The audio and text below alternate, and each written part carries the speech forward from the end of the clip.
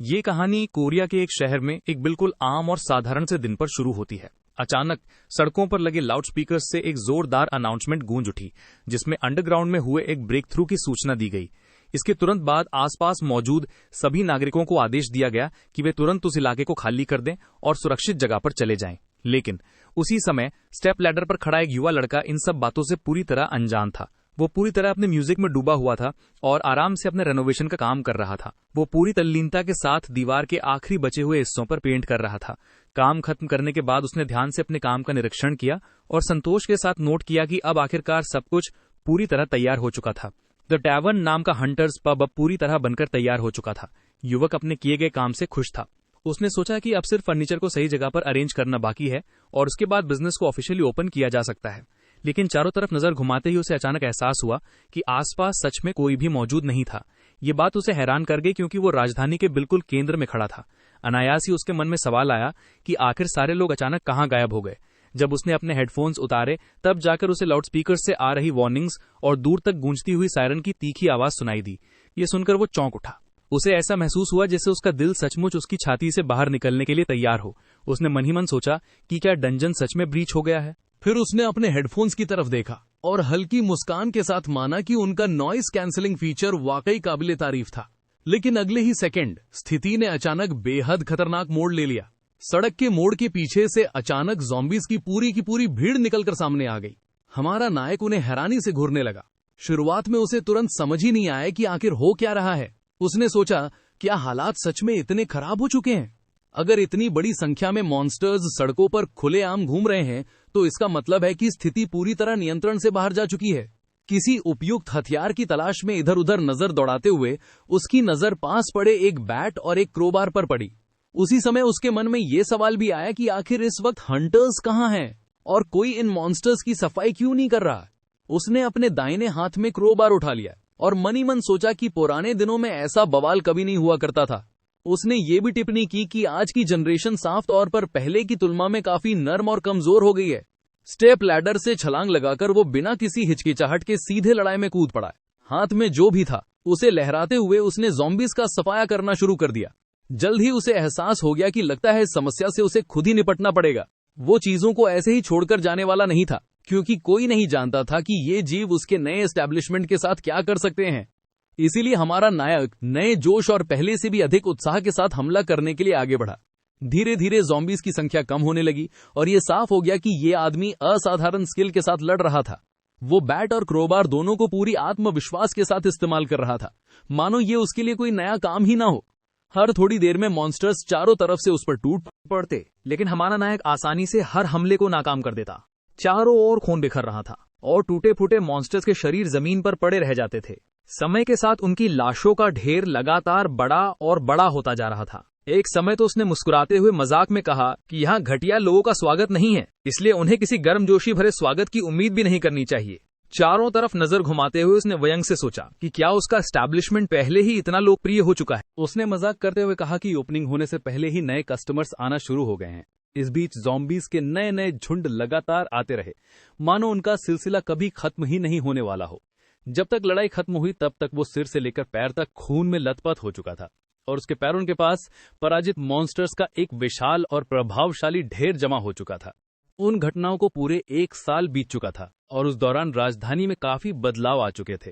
Hunters tavern सफलतापूर्वक खुल चुका था और अब हमेशा आने वाले विजिटर्स का स्वागत करने के लिए तैयार रहता था। एक दिन एक लड़की उस एस्टैब्लिशमेंट में आई और साफ अविश्वास के साथ बोली कि उसे यकीन ही नहीं हो रहा कि कल फिर से मंडे आ गया है। वो बी रैंक शेरिफ जेनी थी, जो थकी हुई आवाज में शिकायत कर रही थी कि इस पूरे महीने उसे लगभग हर दिन ओवरटाइम करना पड़ा है। उसने झुंझलाहट के साथ कहा कि उसे एक भी दिन की छुट्टी नहीं मिली और उसके सुपीरियर्स ऐसा व्यवहार कर रहे हैं मानो वो किसी तरह के स्लेव ट्रेडर्स हों। पास बैठा एक आदमी आलस भरे अंदाज में बातचीत में शामिल हुआ और बोला कि जेनी चाहे तो आसानी से नौकरी छोड़ सकती है। जवाब में जेनी ने स्वीकार किया कि अगर वो नौकरी बदल भी ले तो शायद उसे इतनी अच्छी सैलरी वाली दूसरी नौकरी मुश्किल से ही मिलेगी। बी रैंक हंटर क्रिस ने उसे हंटर्स में शामिल होने और अपनी गिल्ड ज्वाइन करने का प्रस्ताव दिया। उसने यहां तक कहा कि वो उसके लिए अच्छी सिफारिश भी कर देगा, लेकिन जेनी ने तुरंत इस विचार को खारिज कर दिया। उसने कहा कि भले ही वहां ज्यादा पैसे मिलते हों, लेकिन वो काम कहीं ज्यादा गंदा और खतरनाक है। झुंझलाते हुए उसने कहा कि हंटर्स को बस अपना काम ठीक से करना चाहिए, तब गेट समय पर बंद हो जाया करेंगे। क्रिस ने तुरंत विरोध करते हुए कहा कि मामला इतना आसान नहीं है, क्योंकि गेट्स की संख्या उपलब्ध हंटर्स की संख्या से कहीं ज्यादा है। इसके जवाब में जेनी ने उसे याद दिलाया कि 1 साल पहले हंटर्स का स्कूप कम होने लगा। दिलाया कि अगर उसने थोड़ा और प्रयास किया होता तो वो अपने पुराने क्लासमेट को बचा सकता था। क्रिस ये सुनकर मुस्कुराया और बोला कि जेनी खुद भी किसी बीस्ट से कम नहीं है। उसने मजाक में कहा कि वो तो अपने नंगे हाथों से ऑर्क्स का गला तक घोट सकती है और उसे किसी की मदद की शायद ही कभी जरूरत पड़ती हो। क्रिस की ये बातें जेनी को चुभ गईं। उसने तीखे स्वर में पूछा कि आखिर वो उसे बार बार ऐसा क्यों बुलाता है। उसने इशारों इशारों में ये भी कह दिया कि जिस बीस्ट की वो बात कर रहा है वो चाह ले तो उसकी सारी बकवास उसी तरह बाहर निकाल सकती है जैसे किसी कालीन से धूल झाड़कर निकाली जाती है। उसी समय टैवर्न के मालिक जॉन ने शांति से ग्राहक के सामने एक गिलास रख दिया और बताया कि डबल ड्रिंक तैयार है। फिर उसने मुस्कुराते हुए कहा कि वो यहाँ आराम से ड्रिंक कर सकते हैं, लेकिन अगर उन्हें किसी प्यार करने वाले कपल की तरह आपस में शो डाउन करना है तो उसके लिए बाहर जाना बेहतर रहेगा। जेनी ने तुरंत जोर से विरोध किया और कहा कि ऐसा बिल्कुल भी नहीं है, लेकिन जॉन ने बस उसकी बात की नकल उतार दी। इसके बाद उसने मजाक में जोड़ते हुए कहा कि उन्हें देखते देखते कोई भी अकेला इंसान रोना शुरू कर सकता है। क्रिस ने जेनी को सलाह दी कि वो उसकी बातों पर ध्यान न दे। उसने समझाया कि ओनर बस मजे ले रहा है और अगर वो प्रतिक्रिया देती रही तो वो कभी रुकने वाला नहीं है। हंटर ने यह भी कहा कि शेरिफ हर रोज उसकी बातों में ऐसे फंस जाती है जैसे जिंदगी ने उसे अब तक कुछ सिखाया ही न हो। फिर जॉन ने कहा कि अगर गिलास में मौजूद आइस पिघल गई तो ड्रिंक का स्वाद खराब हो जाएगा। ये सुनते ही जेनी ने जल्दी से खुद को संभाल लिया। इसके बाद उसने गिलास की पूरी ड्रिंक एक ही घूंट में खत्म कर दी। मुस्कुराते हुए उसने कहा कि अब सब कुछ ठीक है। क्रिस ने उसे हैरानी से देखा और कहा कि इतनी मात्रा में ऐसी चीज पी पाने के लिए इंसान को पागल होना पड़ेगा।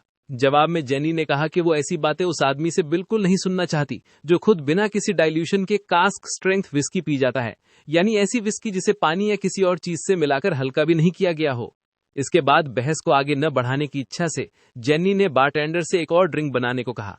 जॉन ने शांत स्वर में जवाब दिया कि वो भी सब कुछ कर देता है, लेकिन उसी क्षण बाहर से एक जोरदार धमाका सुनाई दिया जिसने वहां मौजूद हर व्यक्ति का ध्यान तुरंत अपनी ओर खींच लिया। ऐसा लग रहा था मानो दरवाजे पर कोई इंसान नहीं बल्कि कोई विशालकाय प्राणी दस्तक दे रहा हो। और अगले ही सेकंड एक कान फाड़ देने वाली गर्जना के साथ दरवाजा बाहर से तोड़ दिया गया। अपने हिंजेस से उखड़कर वो सीधा उड़ता हुआ हॉल के बीचों बीच आ गिरा। टैवर्न का मालिक और वहां मौजूद सभी ग्राहक हैरानी से जड़ हो गए। इसी बीच एक अजनबी अंदर घुस आया। बिना कुछ समझाए उसने आते ही ड्रिंक की मांग कर डाली और सिर्फ एक ग्लास नहीं बल्कि सबसे ताकतवर शराब की पूरी बोतल मांगी। फिर जैसे ये कोई खास बात ही ना हो उसने यूं ही बताते हुए कहा कि आज सुबह उसने अपने बॉस के साथ ब्रेकफास्ट किया था और उसके बाद सोना जाने का भी समय निकाल लिया था। उस समय शरीफ और हंटर ने एक दूसरे की ओर देखा। लगभग तुरंत ही उन्हें समझ आ गया कि उनके सामने कोई साधारण शराबी नहीं खड़ा है। उसकी चमकती हुई नीली आंखें और उभरी हुई नसें साफ बता रही थीं कि वो माना पॉइजनिंग का शिकार था। क्रिस ने स्थिति का आकलन करते हुए कहा कि ऐसे प्रतिद्वंद्वी से निपटना आसान नहीं होगा। हालांकि 2 बी लेवल अवेकन्ड लोगों के लिए ये काम अब भी संभव था।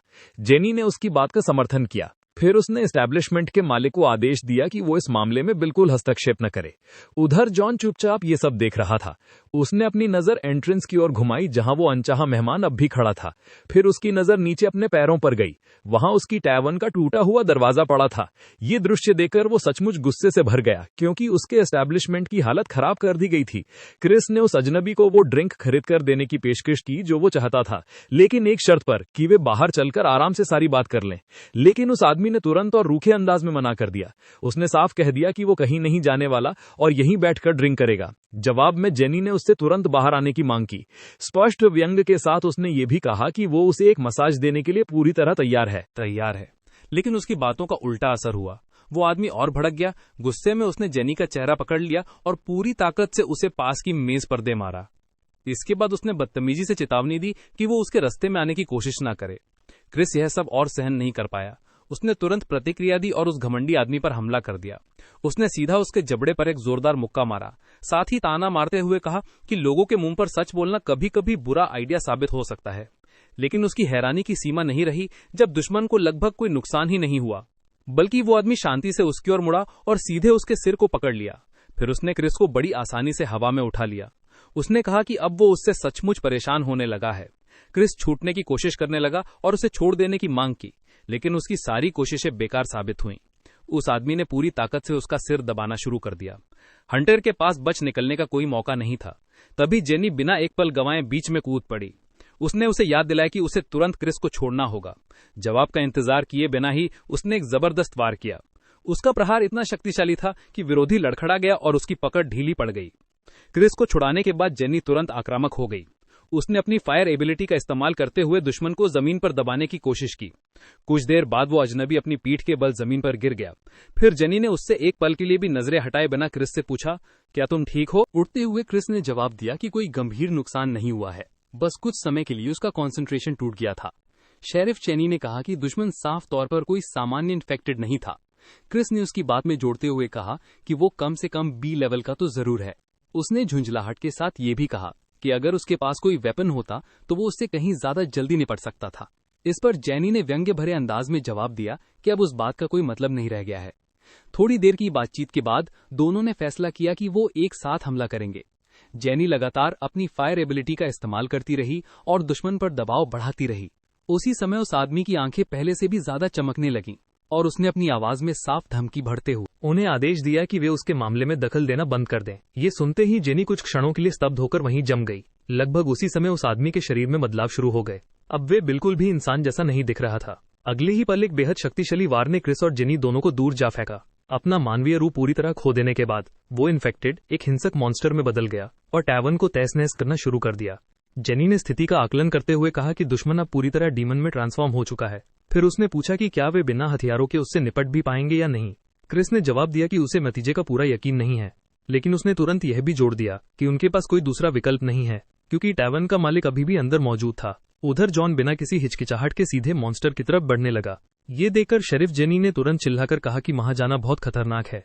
क्रिस ने भी तुरंत उसका समर्थन किया। उसने जोर देकर जॉन से कहा कि वो उस मॉन्स्टर के सामने खड़ा न रहे और तुरंत पीछे हट जाए, लेकिन जॉन पूरी तरह शांत बना रहा। ऐसा लग रहा था जैसे आसपास जो कुछ भी हो रहा है उससे उसे जरा भी फर्क नहीं पड़ रहा। इसी बीच वो दैत्याकार क्रीचर एक बार फिर ड्रिंक की मांग करने लगा। ये सुनते ही जॉन रुक गया। उसके चेहरे पर झुंझलाहट और गुस्से का मिलाजुला भाव साफ दिखाई देने लगा। शेरिफ जेनी ने तब कहा कि टैवन का मालिक शायद पागल हो गया है, क्योंकि ऐसे खतरे से निपटना हमेशा अनुभवी हंटर्स के बस की बात भी नहीं होती। जॉन ने अपनी मुट्ठियां भींचते हुए अपने प्रतिद्वंद्वी को संबोधित किया। उसने कहा कि अगर कोई उसके एस्टैब्लिशमेंट में आता है तो उसे शांति से बैठकर ड्रिंक करनी चाहिए, न कि हंगामा मचाना चाहिए। जवाब में डीमन ने अपनी पूरी आक्रामकता दिखाते हुए उस पर हमला कर दिया। उसने वार कर कहा कि अगर उसे ड्रिंक नहीं दी गई तो वो अपने आसपास की हर चीज को नष्ट करता रहेगा। मॉन्स्टर ने घोषणा की कि अब टैवन के मालिक के मरने का समय आ गया है। जेनी तनाव को और बर्दाश्त नहीं कर पाई। वो जोर से चिल्लाई और जॉन से तुरंत पीछे हट जाने की मांग की, लेकिन जॉन ने पीछे हटने की कोशिश तक नहीं की। यहां तक कि जब डीमन ने अपनी विशाल पंजेनुमा हथेली से उसका चेहरा पकड़कर हमला करना शुरू किया, तब भी वो बिल्कुल नहीं घबराया। क्रिस डर के मारे वहीं जम गया। उसे यकीन हो गया था कि ये आम नागरिक अब मरने वाला है। जेनी ने भी अपनी आंखें बंद कर लीं और सबसे बुरे नतीजे के लिए खुद को तैयार कर लिया। लेकिन अगले ही पल जॉन ने ऐसा जोरदार प्रहार किया कि मॉन्स्टर लड़खड़ा गया। अपने दुश्मन को संभलने का मौका दिए बिना जॉन ने उसके कंधे पर एक के बाद एक कई सटीक वार कर दिए। नतीजा ये हुआ कि मॉन्स्टर का हाथ ढीला लटक गया और उसने उसकी बात मानना बंद कर दिया। उसी क्षण डीमन असहनीय दर्द से चीख उठा। जेनी और क्रूस हैरानी से स्तब्ध रह गए। उन्हें इस लड़ाई का ऐसा परिणाम बिल्कुल भी उम्मीद नहीं थी। इस बीच जॉन लगातार डीमन की पिटाई करता रहा। फिर उसने साफ धमकी भरे अंदाज में कहा कि अगर वो अपनी बाकी जिंदगी डेंचर्स यानी नकली दांत के सहारे नहीं बिताना चाहता तो बेहतर होगा कि अपने दांत भींच कर रखे।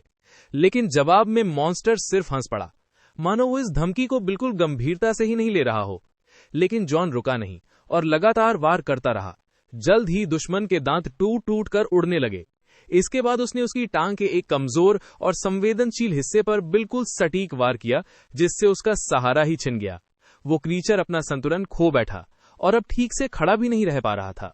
हमला जारी रखते हुए जॉन ने अपनी झुंझलाहट छिपाए बिना पूछा कि आखिर ये कमीना उसकी टैवर्न में आया ही क्यों था। इसके बाद उसने उसका सिर कई बार जोर से बार काउंटर पर दे मारा। आखिरकार एक समय ऐसा आया जब मॉन्स्टर ने पूरी तरह हिलना डुलना बंद कर दिया, लेकिन इसके बावजूद जॉन कुछ समय तक उसका सिर टेबल टॉप पर मारता रहा। फिर अपनी पकड़ थोड़ी ढीली करते हुए उसने घोषणा की कि शोर मचाने वाले कचरे को हटा दिया गया है। नायक ने यह भी कहा कि उसे बस अपने अंदर जमा हुआ तनाव बाहर निकालने की जरूरत थी। इसके बाद उसने जोर देकर कहा कि जो भी उसके एस्टैब्लिशमेंट को नष्ट करने की हिम्मत करेगा उसे बिना किसी हिचकिचाहट के खत्म कर दिया जाएगा। ये दृश्य देखकर शेरिफ जेनी और क्रिस पूरी तरह सदमे में थे। दोनों बिना कुछ कहे एक ही निष्कर्ष पर पहुंचे कि टैवर्न के मालिक को गुस्सा दिलाना बहुत ही बुरा आइडिया है। जेनी, जो अब भी अपनी आंखों के सामने हुए घटनाक्रम से उबर नहीं पाई थी, उसने पूछा, क्या तुम सच में सिर्फ एक रिटायर्ड बी लेवल हंटर हो? क्रिस ने भी अपनी तरफ से कहा कि ऑफिशियल रजिस्टर में उसकी पहचान वास्तव में इसी रूप में दर्ज है। उधर जॉन ने पूरी शांति से शेरिफ को बताया कि उसकी टैवर्न एक डीमन अटैक में बर्बाद हुई है और उसने केवल अपना बचाव किया है। उसने जोर देकर कहा कि कानूनी दृष्टि से ये पूरी तरह सेल्फ डिफेंस माना जाता है और ऐसी स्थिति इंश्योरेंस के दायरे में आती है। उसी समय जमीन पर पड़ा क्रीचर धीरे से करहा उठा, लेकिन जॉन ने चिढ़कर उसे कई बार लात मारी और कहा, चुप रहो। फिर उसे याद दिलाया कि वो इस समय लोगों से बात कर रहा है। जेनी ने निष्क्रिय हो चुके दुश्मन को देखा और हैरानी से वहीं ठिठक गई। उसने संदेह भरे मन से खुद से पूछा कि क्या ये गुंडा सच में टैवर्न के मालिक की जान के लिए कोई खतरा बन सकता था। जॉन ने कहा कि ये बेकार आदमी बस शांत नहीं हो पा रहा था। उसने ये भी जोड़ा कि आजकल के गुंडे तो ढंग से व्यवहार करना ही भूल गए हैं। इसके बाद उसने एक बार फिर जोर देकर कहा कि कानूनी दृष्टिकोण से उसके सारे कार्य पूरी तरह जायज थे। शेरिफ ने सिर हिलाकर उसकी बात से सहमति जताई। उसने कहा कि इसमें कोई शक की बात ही नहीं है, क्योंकि हमला सबसे पहले डीमन में किया था। यह सुनकर जॉन पूरी तरह संतुष्ट हो गया। वह मुस्कुराते हुए बोला कि वरना उसे खुद पुलिस स्टेशन जाना पड़ता और वहां भी इसी तरह का हंगामा करना पड़ता। क्रिस उसकी प्रतिक्रिया को देखते हुए आखिरकार इस निष्कर्ष पर पहुंचा कि टैवर्न का मालिक बेहद अजीब और अलग तरह का इंसान है। हालांकि उसके बारे में ऐसा प्रभाव उसे उनकी पहली मुलाकात में ही मिल गया था, जो लगभग 1 साल पहले हुई थी। उस दिन टैवर्न का उद्घाटन हुआ था। जॉन ने देखा कि एंट्रेंस के ठीक सामने फुटपाथ पर एक आदमी बेहोशी की हालत में पड़ा हुआ है। वह उसके पास गया और अपना हाथ बढ़ाकर उसे लगातार होश में आने के लिए कहने लगा। उसने पूछा कि आखिर उसने बेहोश होने के लिए इतनी अजीब जगह और इतना गलत समय ही क्यों चुना, वो भी उसके एस्टैब्लिशमेंट के एंट्रेंस के ठीक सामने। उसके सामने एक युवा लड़का पड़ा था जिसके शरीर के ऊपरी हिस्से पर कोई कपड़ा नहीं था। वह क्रिस था। कुछ क्षणों बाद क्रिस को होश आ गया। वह धीरे धीरे खड़ा हुआ और हल्का सा लड़खड़ाते हुए जो कुछ हुआ था उसके लिए माफी मांगने लगा। उसने समझाया कि शायद वह कुछ समय के लिए अचानक बेहोश हो गया था। इसके बाद उसने जल्दी से भरोसा दिलाया कि वह तुरंत वहां से चला जाएगा। साथ ही उसने अफसोस जताया कि अगर उसकी वजह से किसी भी तरह नए एस्टैब्लिशमेंट के काम में बाधा आई हो, लेकिन जॉन ने उसे जाने नहीं दिया। उसने क्रिस को रोकते हुए कहा कि वो थोड़ा रुक जाए। फिर कुछ आरामदायक अंदाज में उसने कहा कि अभी तक कोई ग्राहक आया ही नहीं है। सच कहें तो वो खुद बोरियत से मर रहा है, इसलिए इतनी जल्दी करने की कोई जरूरत नहीं है। इसके अलावा उसने जाने से पहले क्रिस को एक ड्रिंक ऑफर की। उसने मजाकिया अंदाज में कहा कि अल्कोहल घावों को डिसइंफेक्ट करने के लिए बेहतरीन होती है। ये सुनकर क्रिस कुछ सेकंड के लिए चुप हो गया। सिर उठाकर उसने टैवर्न का साइन बोर्ड देखा और थोड़ी देर हिचकिचाया। फिर उसने ईमानदारी से स्वीकार किया कि उसके पास बिल्कुल पैसे नहीं है, इतने भी नहीं कि वो इंस्टेंट नूडल्स तक खरीद सके।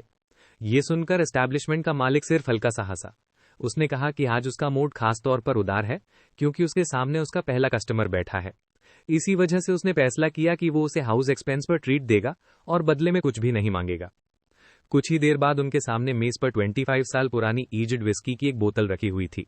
युवक ने अपना संदेह छिपाए बिना सावधानी से ड्रिंक को सूंघा और तुरंत टिप्पणी की कि इसकी स्मेल किसी डेंटिस्ट ऑफिस जैसी लग रही है। इसके बाद वो सचमुच हैरान हो गया कि आखिर कोई इंसान इसे अपनी मर्जी से क्यों पीना चाहेगा। जॉन बिल्कुल भी नाराज नहीं हुआ। उसने शांति से समझाया कि यही बात इस ड्रिंक को खास और आकर्षक बनाती है।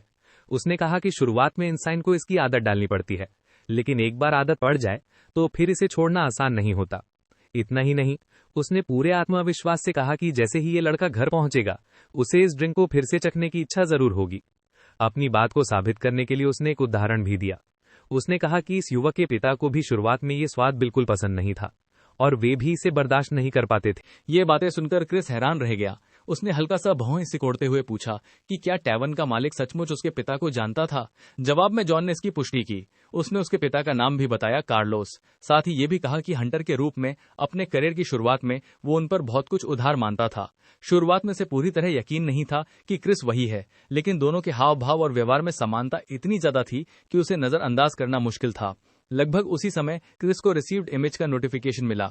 जॉन ने समझाया कि उसके पिता अक्सर अपने बेटे के बारे में बातें किया करते थे, यहाँ तक कि उसकी फोटोग्राफ्स भी दिखाते थे। इसलिए उसने क्रिस की इतनी तस्वीरें देख रखी थी कि उसे पहचानने में कोई कठिनाई नहीं हुई।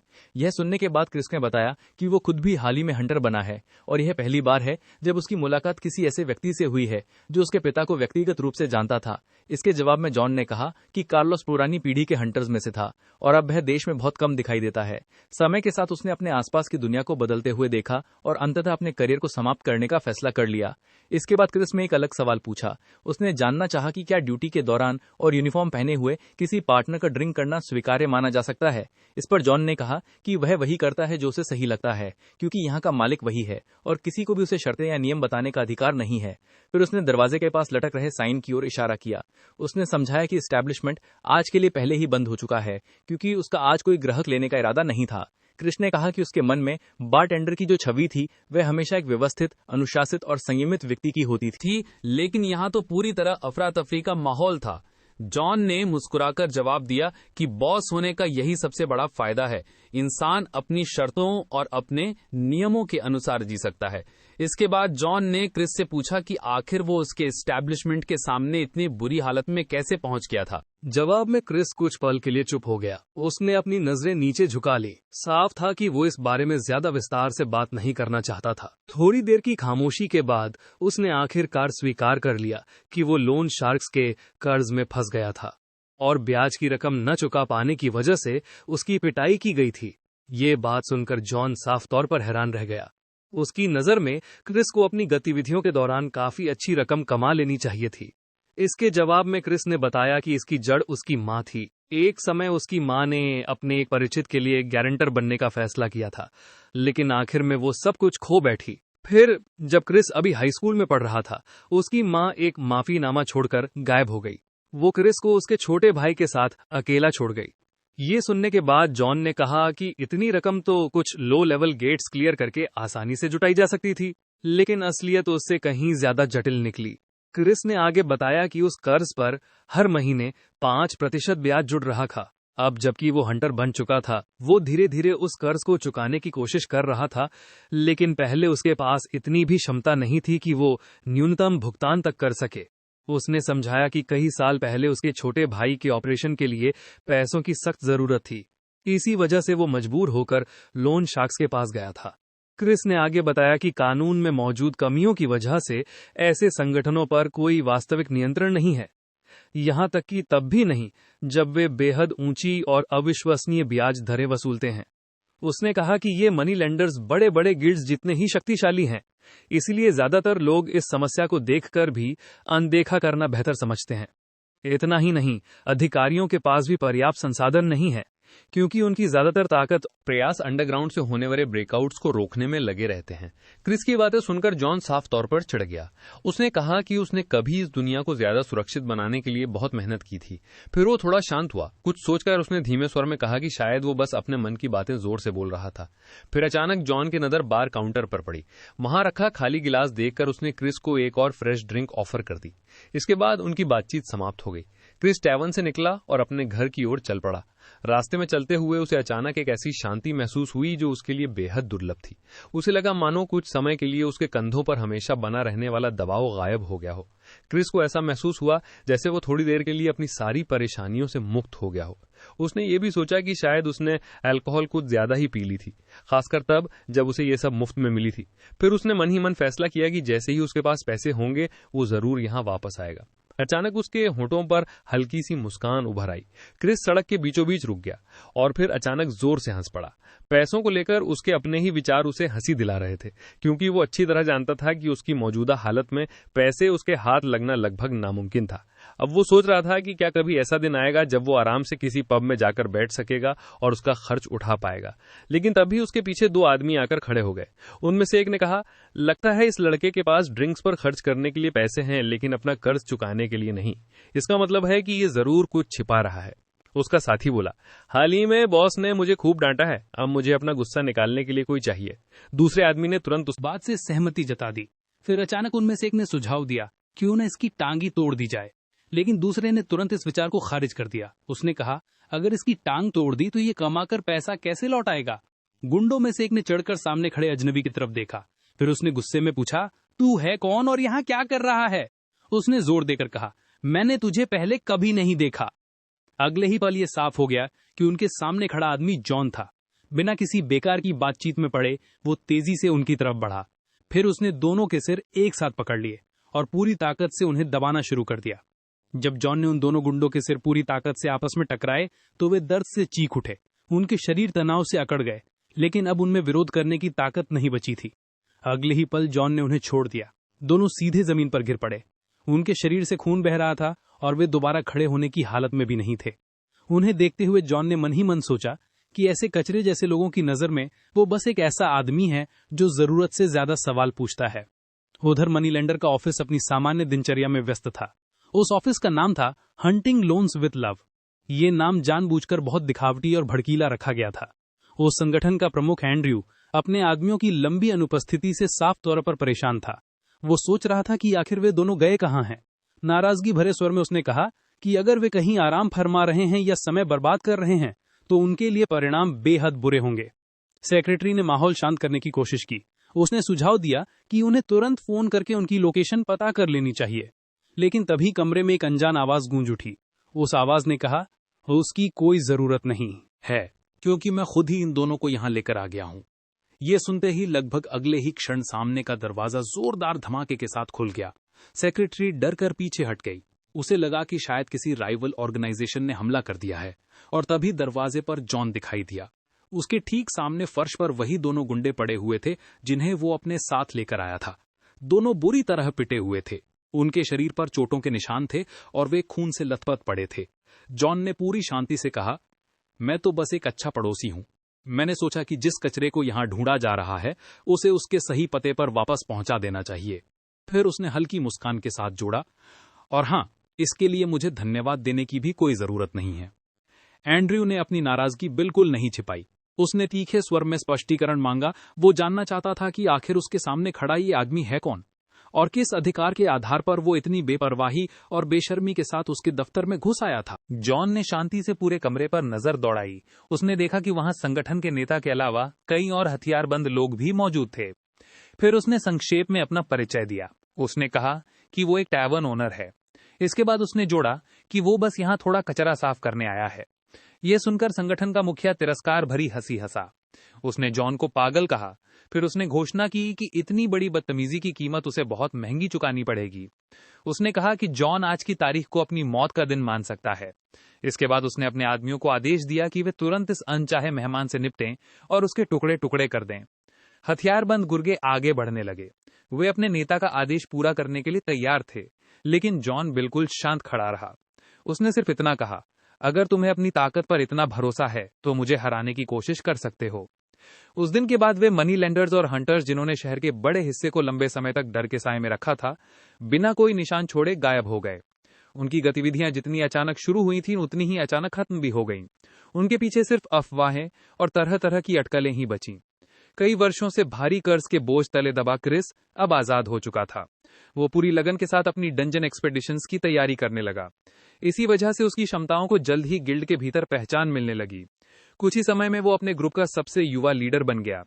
इतना ही नहीं, मनी लेंडर्स के गायब होने के साथ साथ शहर में फल फूल रहे दूसरे शैडो ऑर्गेनाइजेशंस भी एक एक करके गायब होने लगे। वे अवैध स्कीम्स, जिनमें कई हंटर शामिल थे, धीरे धीरे समाप्त होने लगी, मानो कोई व्यक्ति व्यवस्थित तरीके से उन्हें अंधेरे से बाहर निकालकर साफ कर रहा हो।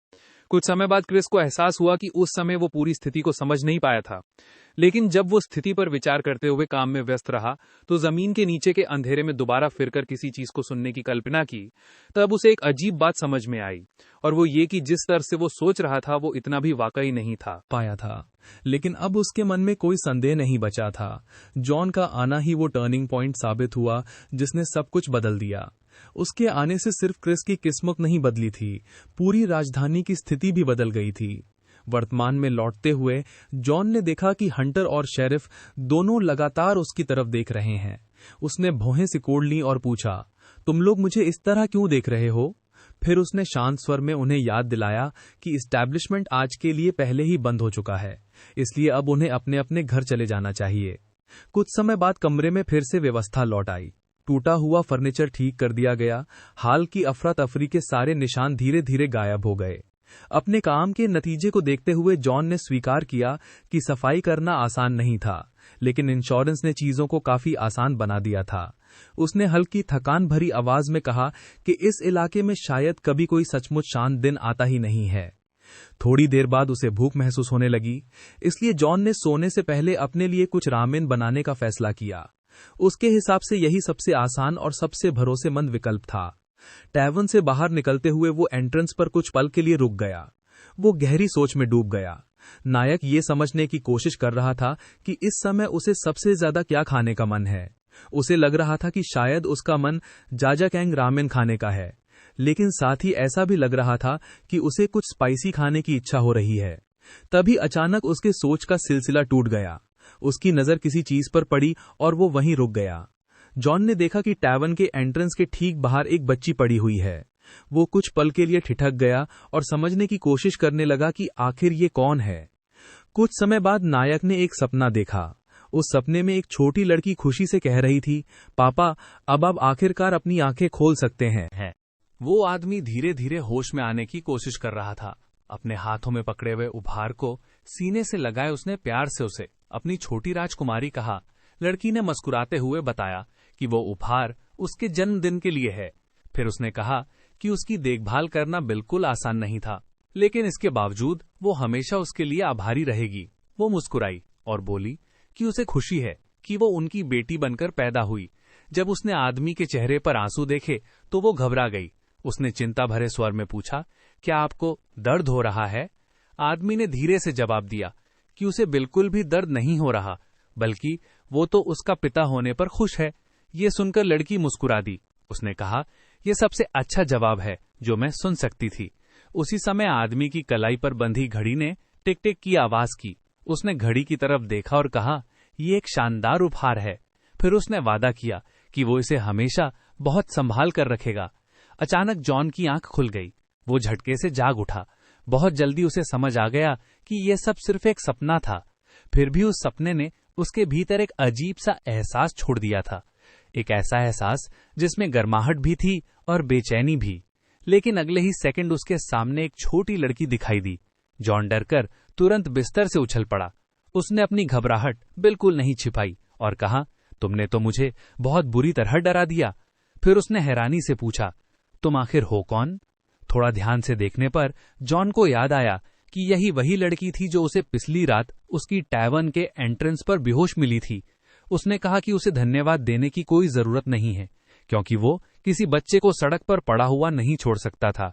लड़की ने बिना कुछ कहे अपनी 2 उंगलियां उठाईं। फिर उसने अपना हाथ उसकी तरफ बढ़ा दिया। जॉन थोड़ा असहज हो गया। उसने सुझाव दिया कि फिलहाल उसे आराम करना चाहिए, अपनी ताकत वापस हासिल करनी चाहिए और उसके बाद ये तय करना चाहिए कि आगे क्या करना है। लेकिन अगले ही पल सब कुछ उसकी उम्मीद से बिल्कुल अलग हो गया। लड़की ने अचानक अपनी 2 उंगलियां सीधा उसकी आंखों में घुसा दी। इस घटना से लगभग 10 मिनट पहले कमरे में पूरी शांति थी। जॉन फर्श पर सो रहा था, जबकि लड़की बिस्तर पर लेटी हुई थी। धीरे धीरे उसे होश आने लगा। उसने अपनी आंखें धीरे धीरे खोलनी शुरू की और इस पूरे समय जॉन गहरी नींद में सोता रहा। उसे इस बात का जरा भी एहसास नहीं हुआ कि लड़की जाग चुकी है। लड़की अभी भी आधी नींद में थी, इसलिए उसे ठीक से समझ ही नहीं आ रहा था कि वो कहाँ है। फिर उसने आखिरकार अपना सिर तकिए से उठाया। लड़की ने अपनी आंखें मली और धीरे धीरे पूरी तरह होश में आ गई। गहरी नींद के बाद रूरी उठकर खड़ी हुई, अपने शरीर को हल्का सा स्ट्रेच किया और धीरे से बोली, गुड मॉर्निंग। इसके बाद उसने हैरानी से चारों तरफ देखा, ये समझने की कोशिश करते हुए कि वो आखिर कहाँ है। ये जगह उसके लिए पूरी तरह अनजान थी, इसलिए रूरी कुछ पल वहीं खड़ी रही और बड़ी खिड़की से आती हुई धूप को देखने लगी। उसका ध्यान उस मुलायम बिस्तर की तरफ गया। वो सचमुच प्रभावित होकर सोचने लगी कि ये बिस्तर कितना आरामदायक है। लेकिन फिर उसकी नजर नीचे की ओर गई और तभी उसने अचानक देखा कि बिस्तर के बगल में फर्श पर एक आदमी लेटा हुआ है। उसी पल उसके मन में डर भर गया। उसे तुरंत अपनी गुरु की बातें याद आ गईं। उन्होंने उसे चेतावनी दी थी कि दुनिया खतरनाक लोगों से भरी हुई है और अजनबियों पर कभी भरोसा नहीं करना चाहिए। उन्होंने कहा था कि ऐसे लोग उसे किसी कमरे में बंद कर सकते हैं और उसके साथ कुछ भयानक कर सकते हैं। तब रूरी ने पूछा था कि अगर वो कभी ऐसी स्थिति में फंस जाए तो उसे क्या करना चाहिए। इसके जवाब में उस महिला ने कहा था कि ऐसी हालत में उसे अपनी उंगलियां हमलावर की आंखों में मारनी चाहिए और फिर उसे लात मारकर वहां से भाग जाना चाहिए। इमेरो ने गुस्से भरी आवाज में यह भी कहा था कि उसे पागल हमलावर की टांगों के बीच निशाना लगाना चाहिए, क्योंकि वही उसकी सबसे कमजोर जगह होती है। अब जो कुछ उसके सामने हो रहा था उसे देखकर लड़की गंभीरता से सोचने लगी कि कहीं उसका अपहरण तो नहीं हो गया। उसी समय जॉन की नींद खुलने लगी। रूरी ने यह देखा और उलझन में पड़ गई। उसे समझ नहीं आ रहा था कि अब क्या करे, लेकिन आखिर उसे अपनी गुरु की दी हुई हिदायतें याद आ गईं। फिर उसने हिम्मत जुटाई और वही करने की तैयारी की जो उसे सिखाया गया था। रूरी ने पहला वार करने के लिए अपनी 2 उंगलियां तैयार कर लीं। उधर जॉन उस पल बस बिल्कुल जड़ होकर रह गया। उसे समझ ही नहीं आ रहा था कि इस लड़की से आखिर क्या उम्मीद की जाए। फिर उसने अचानक अपनी उंगलियां उस अजनबी की आंखों में जोर से घुसा दी। जॉन, जिसने बिल्कुल भी उम्मीद नहीं की थी कि उसके दिन की शुरुआत इस तरह होगी, दर्द से चीख उठा। उसने नाराजगी से पूछा, तुम कर क्या रही हो? लड़की ने बिना किसी झिझक के जवाब दिया, मैं उस अपहरणकर्ता को सजा दे रही हूं जिसने एक नाजुक और खूबसूरत लड़की का अपहरण किया है। दर्द से कराहते हुए जॉन ने समझाने की कोशिश की कि यह कोई अपहरण नहीं था। उसने कहा कि पिछली रात उसे वो सराय के प्रवेश द्वार पर बेहोश मिली थी। लेकिन रूरी ने तुरंत पलटकर कहा कि किसी व्यक्ति को उसकी अनुमति के बिना कहीं और ले जाना अपहरण ही कहलाता है। जॉन ने जवाब दिया कि यह पूरी तरह परिस्थितियों पर निर्भर करता है। इसके बाद उसने चिढ़कर पूछा कि आखिर उसने उसकी आंखों में उंगलियां घुसाने की जरूरत ही क्या थी। आखिर कोई सामान्य इंसान इस वजह से अपनी आंखों की रोशनी भी खो सकता था। लड़की ने जरा भी शर्मिंदा हुए बिना जवाब दिया। उसने समझाया कि ईरो ने उसे ऐसी परिस्थितियों में बिल्कुल इसी तरह कार्रवाई करना सिखाया था। ये सुनकर जॉन ने अनायास अपनी आंखें और कसकर बंद कर लीं। उसकी आंखों में आंसू भर आए थे। फिर उसने पूछा, आखिर ये ईरो है कौन?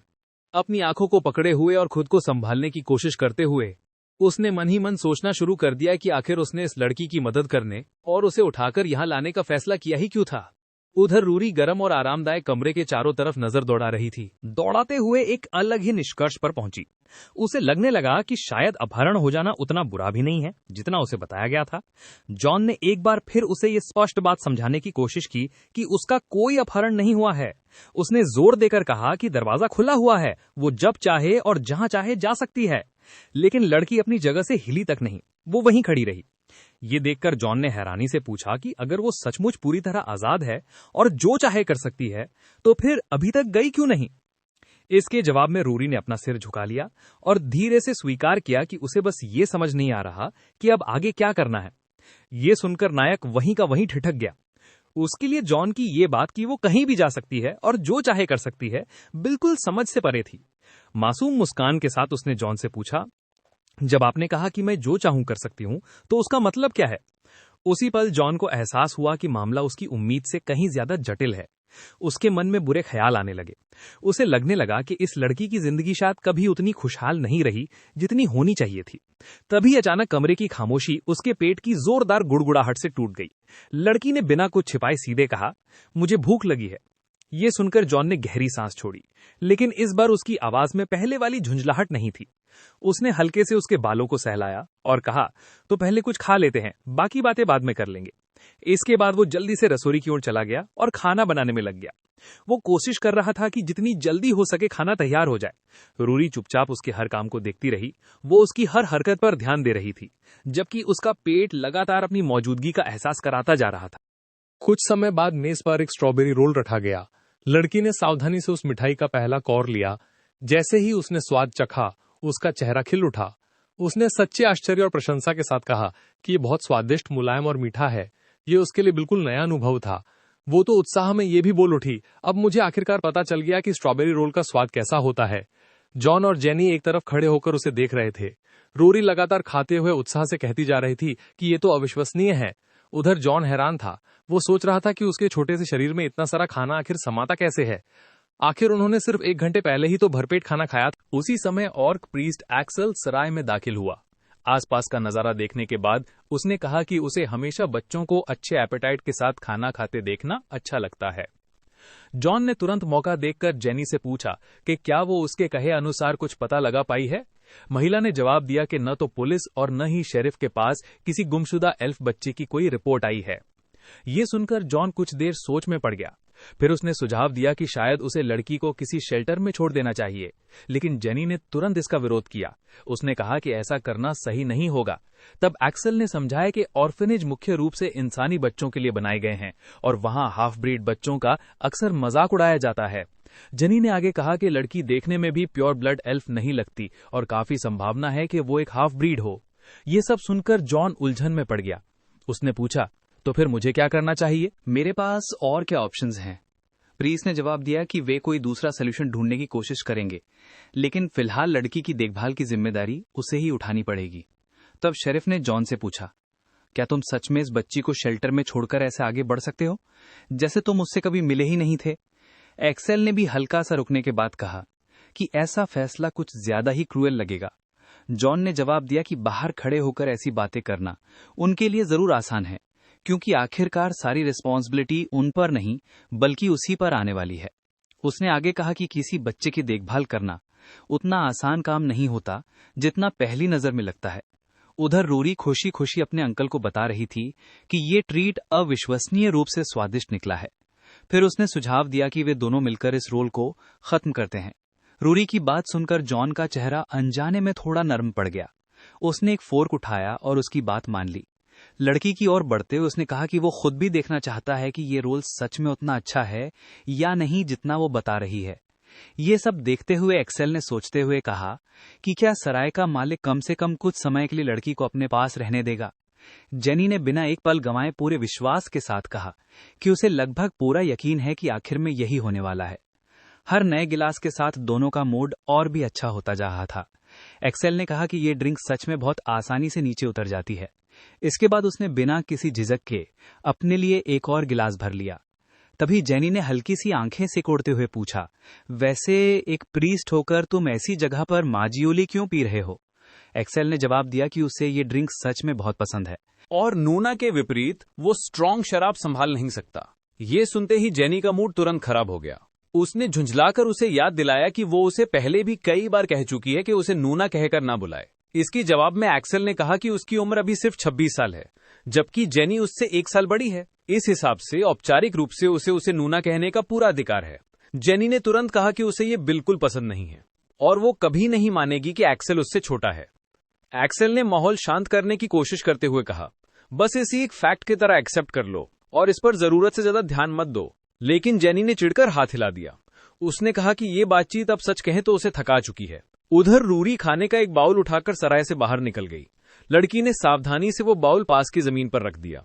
फिर उसने किसी छोटे से जानवर को अपने पास बुलाया और उसके लिए खाना आगे सरका दिया। पास बैठा छोटा सा बिल्ली का बच्चा धीरे से म्याऊ बोला।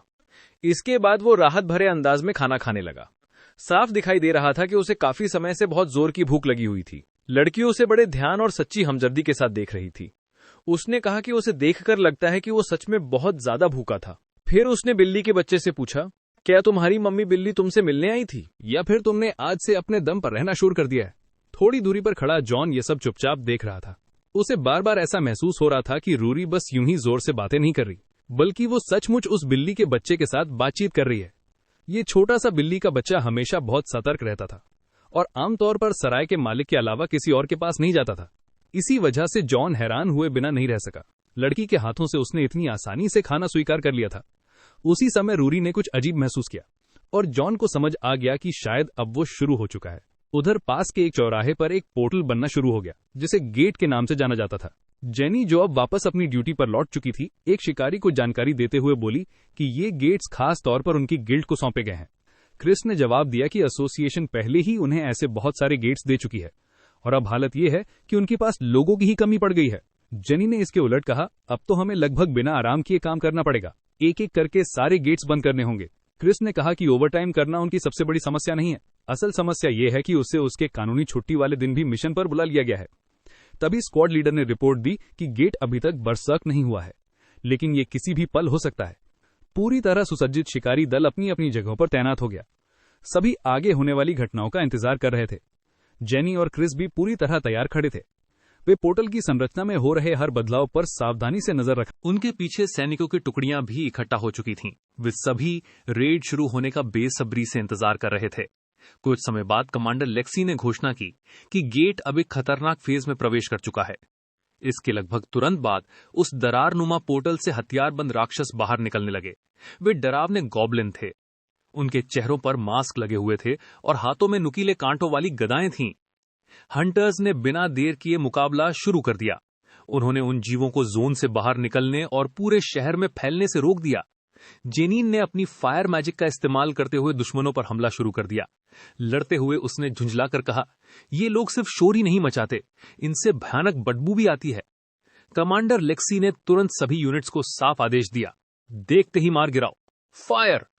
आदेश मिलते ही हथियारबंद सैनिकों ने एक साथ अपनी ऑटोमेटिक बंदूकों से फायरिंग शुरू कर दी। वे चिल्लाते हुए कह रहे थे कि इन हरे राक्षसों को खत्म कर देना चाहिए। लगातार हो रही गोलाबारी के बीच गॉब्लिनों की लाशें झुंड के झुंड जमीन पर गिरने लगी। उनके बीच डर और अफरा तफरी फैलने लगी। वे अपने साथियों को एक एक करके मरते हुए देख रहे थे। उधर क्रिस ने अपनी तलवार कसकर पकड़ी और एक गॉब्लिन की तरफ देखते हुए कहा, किधर देख रहा है? ये सुनते ही गॉब्लिनों का एक पूरा झुंड उसकी तरफ टूट पड़ा, लेकिन क्रिस बिना डरे सीधे उनके बीच घुस गया। उसने क्लोज कॉम्बैट शुरू कर दिया और एक के बाद एक सटीक और ताकतवर वार करने लगा। हर हमला अपने निशाने पर बैठ रहा था। लड़ाई के दौरान उसने कहा कि ऐसी परिस्थितियों में उन्हें अपनी कंसंट्रेशन पूरी तरह बनाए रखनी होगी और हर सेकंड सतर्क रहना होगा। चारों तरफ राक्षसों की संख्या इतनी ज्यादा थी कि जरा सी लापरवाही की भी गुंजाइश नहीं थी। फिर सिर्फ कुछ ही सेकंड्स के भीतर उसने राक्षसों के पूरे एक समूह को टुकड़ों में काट डाला। उधर जेनी ने भी समय बर्बाद नहीं किया। उसने तुरंत अपनी फायर मैजिक को एक्टिवेट कर दिया। उसने पास खड़े राक्षसों की तरफ आग की एक शक्तिशाली लपट छोड़ दी। भयंकर ज्वालाएं उन जीवों को अपनी चपेट में लेकर जलाने लगीं। ये देखकर क्रिस मुस्कुराया और बोला कि शेरिफ को ज्यादा ही स्टाइल मार रही है। ऐसा लग रहा है मानो वो अकेले ही सारे राक्षसों का सफाया कर रही हो। फिर उसने पूछा, वैसे ये उंगलियां चटकाने वाला पोज किस लिए था? जेनी ने बिल्कुल सामान्य अंदाज में जवाब दिया, मैंने ये मूव एक मांगा में देखा था, इसीलिए मैंने भी ट्राई कर लिया। ये सुनकर क्रिस ने थोड़ी तिरस्कार भरी आवाज में कहा, तुम तो पूरी की पूरी ओटाकू बन चुकी हो। लेकिन जेनी ने तुरंत उसे चुप रहने का आदेश दे दिया। इसके बाद दोनों ने एक छोटी सी शर्त लगाने का फैसला किया। जो भी सबसे कम गॉब्लिन मारेगा उसे शाम के सारे ड्रिंक्स का बिल भरना पड़ेगा। क्रिस अपनी ताकत को लेकर पूरी तरह कॉन्फिडेंट था। उसने कहा, शेरिफ की मेहनत की वजह से आज तो मुझे किसी और के पैसों पर ड्रिंक पीने का मौका मिलने वाला है। लेकिन आखिर में मामला उसकी उम्मीद से थोड़ा अलग निकला। गिनती होने पर पता चला कि जेनी ने उससे सिर्फ एक गॉब्लिन कम मारा था। फिर भी नतीजा पूरी तरह उसके पक्ष में गया और आखिरकार वही मुफ्त की शराब का मजा लेने वाली निकली। जेनी ने अपनी हार स्वीकार कर ली। उधर हंटर अपनी खुशी छिपाए बिना बोला, मैं खुशी खुशी तुम्हारी सेहत के नाम पर पीऊंगा, और जाहिर है तुम्हारे पैसों से। ये सुनते ही जेनी ने झुंझलाकर तुरंत जवाब दिया। साफ था कि वो इस बात को बिना कुछ कहे जाने नहीं देना चाहती थी। उधर जॉन उनकी बातचीत देख रहा था। वो बस हल्के से हंस पड़ा, लेकिन तभी उसकी नजर किसी और चीज पर गई। टेबल के दूसरे सिरे पर रूरी बैठी हुई थी। वो स्लाइम्स की तस्वीरें देख रही थी। लड़की ने उत्साह से कहा कि वे बेहद क्यूट लगते हैं। जॉन मनी मन सोचने लगा कि डंजन ब्रेक थ्रू और गेट इंसिडेंट्स अब इतने आम हो चुके हैं कि लोग इनके आदी हो गए हैं। अब ये चीजें किसी को ज्यादा चौंकाती भी नहीं थी। उधर जेनी का उत्साह अभी भी कम नहीं हुआ था। उसने बारटेंडर को आवाज लगाई और कहा, एक और राउंड ड्रिंक्स लेकर आओ। उसी समय सराय में एक नया मेहमान दाखिल हुआ। जॉन, जो इस जगह का मालिक था, ने आदतन तुरंत उसका स्वागत किया। लेकिन जैसे ही उसकी नजर उस मेहमान के चेहरे पर पड़ी, उसके चेहरे के भाव तेजी से बदल गए। उसके चेहरे पर गहरी नापसंदगी और लगभग घृणा जैसी भावना साफ दिखाई देने लगी। उधर जेनी ने भी नए आए व्यक्ति की तरफ बस एक नजर डाली थी, लेकिन अगले ही पल वो अपने ड्रिंक से बुरी तरह चोक हो गई, यहां तक कि उसका पेय सीधे उसके साथी पर जा गिरा। क्रिस ने झुंझलाकर गाली दी और तेज आवाज में पूछा, तुम कर क्या रही हो? वहीं जेनी अभी भी सदमे में थी। वो मुश्किल से शब्द निकालते हुए पूछ पाई, चेयरमैन, यहाँ क्या कर रहे हैं? तब क्रिस ने भी उस मेहमान की तरफ ध्यान से देखा।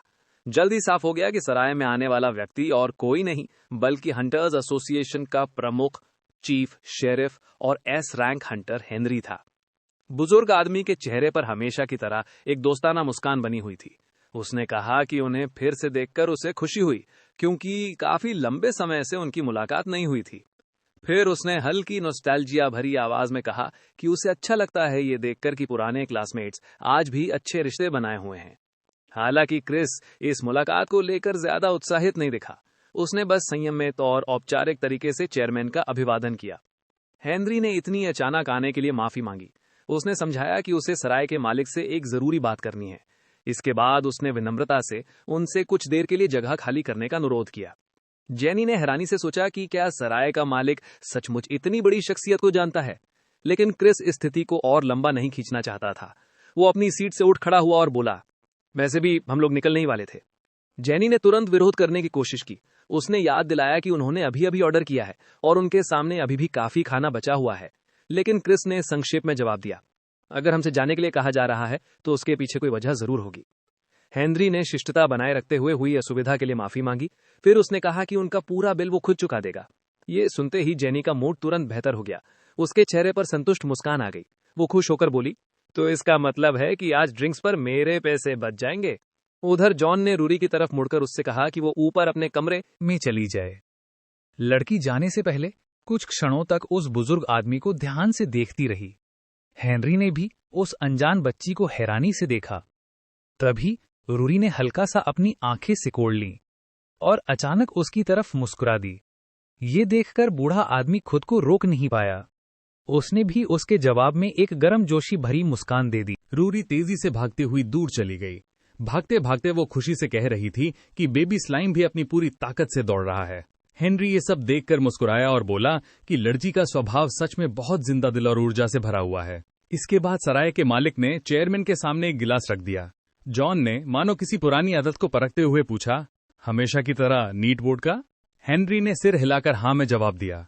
वो साफ तौर पर खुश था कि उसकी पसंद आज भी याद रखी गई है। उसने कहा कि उनकी पिछली मुलाकात के बाद काफी समय बीत चुका है। हंटर्स पूरी पृथ्वी की आबादी का केवल लगभग 1% हिस्सा हैं। वे ऐसे दुर्लभ लोग हैं जिन्हें विशेष शक्तियां प्राप्त होती हैं। एक समय पर एक एसोसिएशन बनाई गई थी। उसने जीवित रहने के लिए जरूरी पूरी व्यवस्था खड़ी की थी। वहीं दूसरी तरफ हंटर्स ने भी खुद को अलग अलग गिल्ड्स में संगठित कर लिया था। लेकिन समय बीतने के साथ पोर्टल्स और डंजन्स की संख्या तेजी से बढ़ने लगी। आखिरकार स्थिति ऐसी हो गई कि ये सारी ताकतें भी नाकाफी साबित होने लगी। जो डंजन समय पर साफ नहीं किए जाते थे, वहां से राक्षस बाहर निकलने लगे। हर ऐसा ब्रेक थ्रू अपने साथ खतरनाक अनोमलीज लेकर आता था। हंटर्स एसोसिएशन ने इस घटना को एक नाम दिया था, गेट रैम्पेज। समय के साथ ये साफ हो गया कि हर कोई इस समस्या से नहीं निपट सकता और इसी वजह से हंटर्स की जिम्मेदारियों को 2 अलग अलग दिशाओं में बांट दिया गया। कुछ लोग पहले की तरह गेट्स और डंजन्स को साफ करते रहे, वे सामान्य हंटर्स बने रहे। वहीं दूसरी ओर कुछ लोगों ने राज्य की सेवा करने का फैसला किया। उन्होंने शेरिफ की भूमिका संभाली और देश की आंतरिक सुरक्षा की जिम्मेदारी अपने कंधों पर ले ली। इसी दौरान एक ऐसा व्यक्ति भी था जिसने इस पूरे सिस्टम की नींव रखने में महत्वपूर्ण भूमिका निभाई थी। वह पूर्ण भूमिका निभाई थी। जब चारों तरफ अराजकता फैली हुई थी, तब उसी ने व्यवस्था स्थापित की। उसने आम लोगों की सुरक्षा के लिए हंटर्स एक्ट पारित करवाया। वो एक एस रैंक हंटर था और समाज के सबसे मजबूत स्तंभों में से एक माना जाता था। लोग उसे हेनरीज कीपर के नाम से जानते थे। लेकिन एक और आदमी था जिसे ये जीवित किंवदंती भी अपना भाई कहकर बुलाता था। वो था सराय का मालिक जॉन। नायक ने हल्का सा आंखें सिकोड़ते हुए अपने पुराने परिचित की तरफ देखा। फिर उसने पूछा, आखिर आपको मेरी वापसी के बारे में पता कैसे चला? हेनरी ने जवाब दिया कि एसोसिएशन के प्रमुख होने के नाते उसे काफी समय पहले ही पता चल गया था कि उसका भाई वापस आ चुका है। उसने आराम से ग्लास उठाया और कहा कि मालिक आज भी पहले की तरह बेहतरीन क्वालिटी की ड्रिंक परोसता है। इसके बाद उसने ये भी जोड़ा कि जॉन ने अपनी मौजूदगी छिपाने की कोई कोशिश भी नहीं की। आखिर वो खुलेआम अपराधी हंटर्स का शिकार कर रहा था। इसी वजह से कुछ खास सर्कल्स में उसे एक नया निकनेम भी मिल गया था, मैड डॉग। ये सुनते ही जॉन के चेहरे पर साफ झुंझलाहट दिखाई दी। उसने कहा कि उसे ये नाम बिल्कुल पसंद नहीं है और वो समझ नहीं पाता कि आखिर लोगों ने उसे यही नाम क्यों दिया। हेनरी मुस्कुराया और बोला कि इसमें उसका कोई हाथ नहीं है। लेकिन जॉन ने बस हाथ हिलाकर बात टाल दी। उसने कहा कि वजह चाहे जो भी हो, ये नाम आज भी उसे परेशान करता है। फिर भी हेनरी ने कहा कि जो भी हो, उसके भाई ने राजधानी में व्यवस्था बनाए रखने में बहुत बड़ी मदद की है। इसके बाद उसने पूछा, हमारी पिछली मुलाकात को कितना समय हो गया? वही समय जब तुम उस आदमी को ढूंढने निकले थे। जॉन ने जवाब दिया, ठीक 20 साल। फिर वो हल्का सा मुस्कुराया और बोला, समय कितनी तेजी से निकल जाता है। वैसे बूढ़े, क्या तुमने अपनी अक्ल भी खो दी है? हेनरी ने बिना बुरा माने स्वीकार किया कि वो आज भी गंध और स्वाद में फर्क नहीं कर पाता। ये सुनकर जॉन ने व्यंग्य से कहा, तो फिर तुम्हें अच्छी शराब पिलाने का कोई मतलब ही नहीं है। लेकिन बूढ़े आदमी ने तुरंत विरोध किया। उसने कहा, ऐसा नहीं है, मैं आज भी शराब की ताकत को बिल्कुल सही महसूस कर सकता हूं। इसलिए मैं अच्छी क्वालिटी की वोडका और सस्ती वोडका के बीच फर्क आसानी से पहचान सकता हूं। ये सुनकर जॉन हैरान रह गया। उसे याद था कि पहले तो हेनरी सिर्फ शराब का नाम सुनकर ही उत्साहित हो जाता था। इसलिए उसने पूछा, आखिर तुमने ऐसा किया ही क्यों? चेयरमैन ने जवाब दिया कि स्वाद और गंध की क्षमता का त्याग करके वो अपनी बाकी इंद्रियों को और अधिक तेज बना सका और आखिरकार इसी वजह से वो पहले से कहीं ज्यादा शक्तिशाली बन गया। इसके बाद बातचीत का विषय थोड़ा व्यक्तिगत हो गया। हेनरी ने पूछा, क्या तुम सैली को ढूंढ पाए?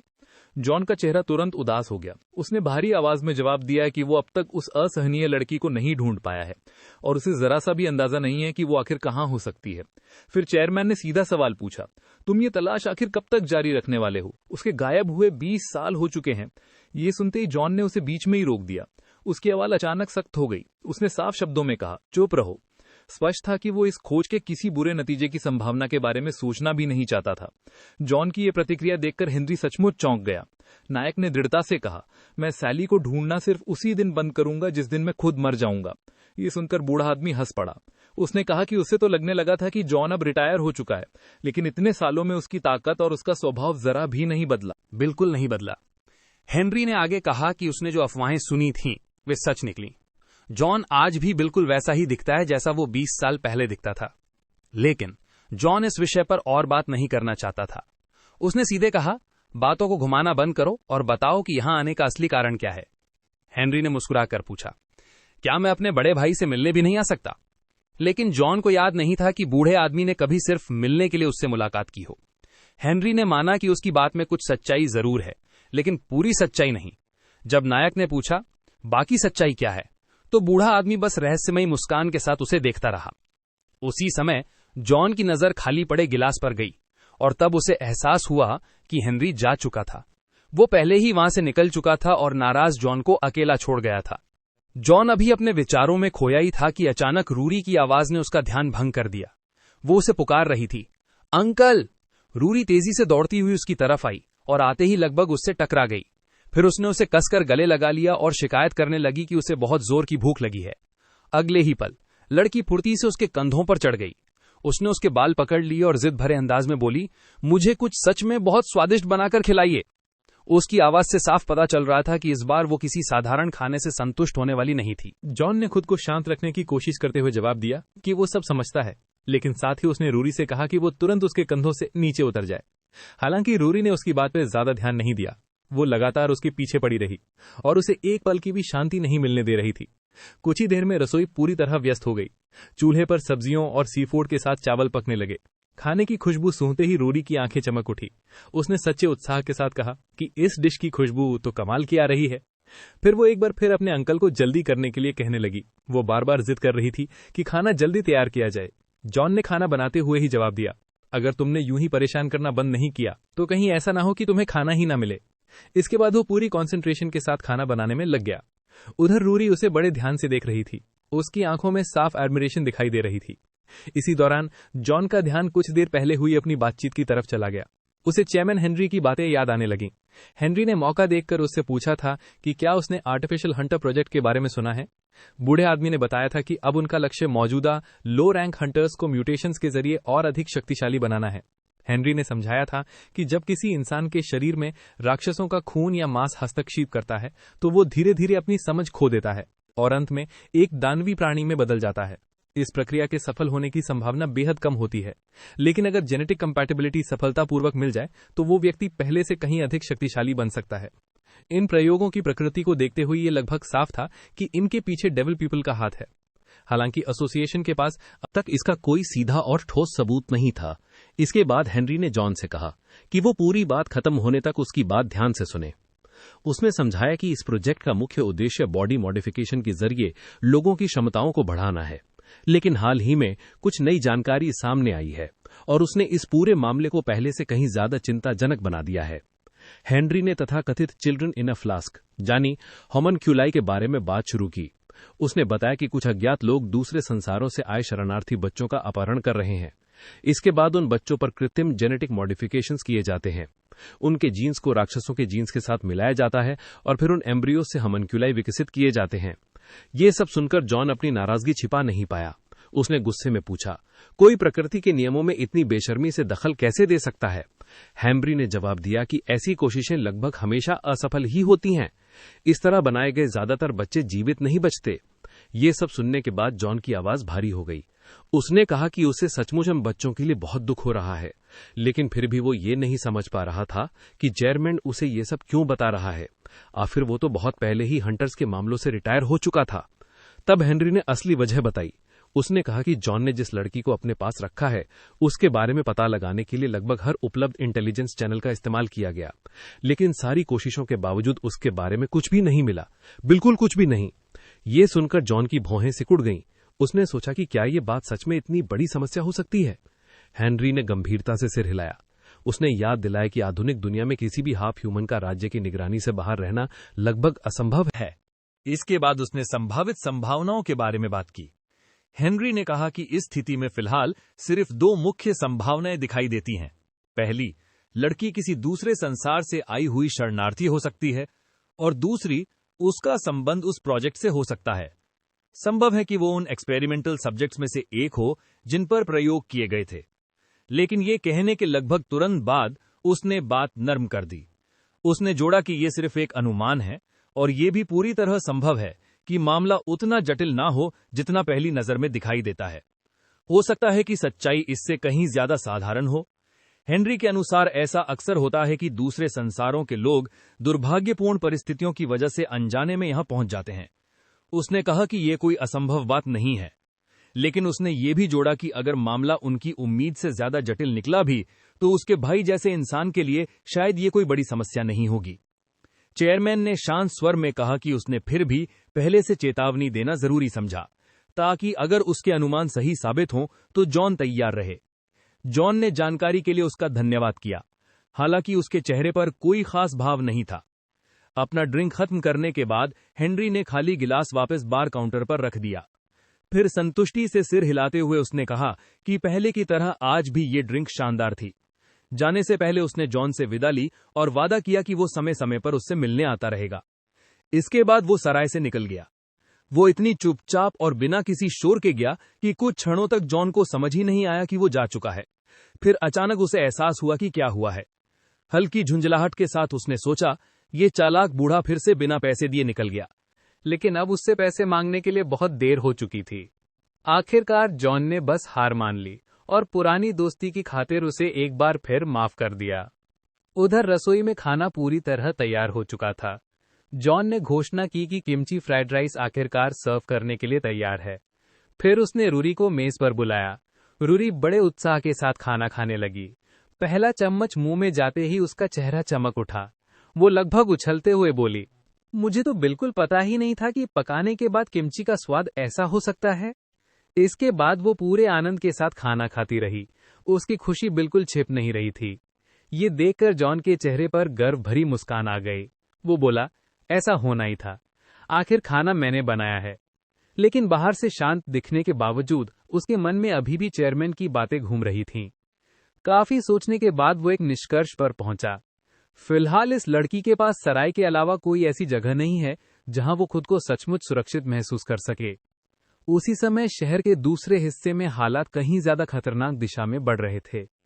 फायर फाइटर्स तुरंत घटनास्थल पर पहुंच चुके थे, लेकिन उनके सामने जो दृश्य था वो सचमुच डरावना था।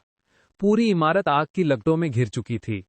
कई मंजिलें तेजी से जल रही थी और पूरा भवन एक जलते हुए जाल में बदलता जा रहा था। पास ही एक महिला खड़ी थी। उसके चेहरे पर घबराहट साफ दिखाई दे रही थी। उसकी आंखें असली डर से भरी हुई थीं। वो बेबस होकर बार बार अपनी बेटी जीहो को पुकार रही थी। आंसुओं से भरी आंखों के साथ महिला फायर फाइटर्स को समझाने लगी कि उसकी बेटी अभी भी अंदर फंसी हुई है। उसने उन्हें कमरे का नंबर बताया और लगभग गिड़गिड़ाते हुए उनसे विनती की कि किसी भी कीमत पर उसकी बेटी को बचा लिया जाए। एक फायर फाइटर अपने चेहरे पर छाया डर छिपाए बिना दोबारा पूछ बैठा, क्या बच्ची सच में अभी भी अंदर है?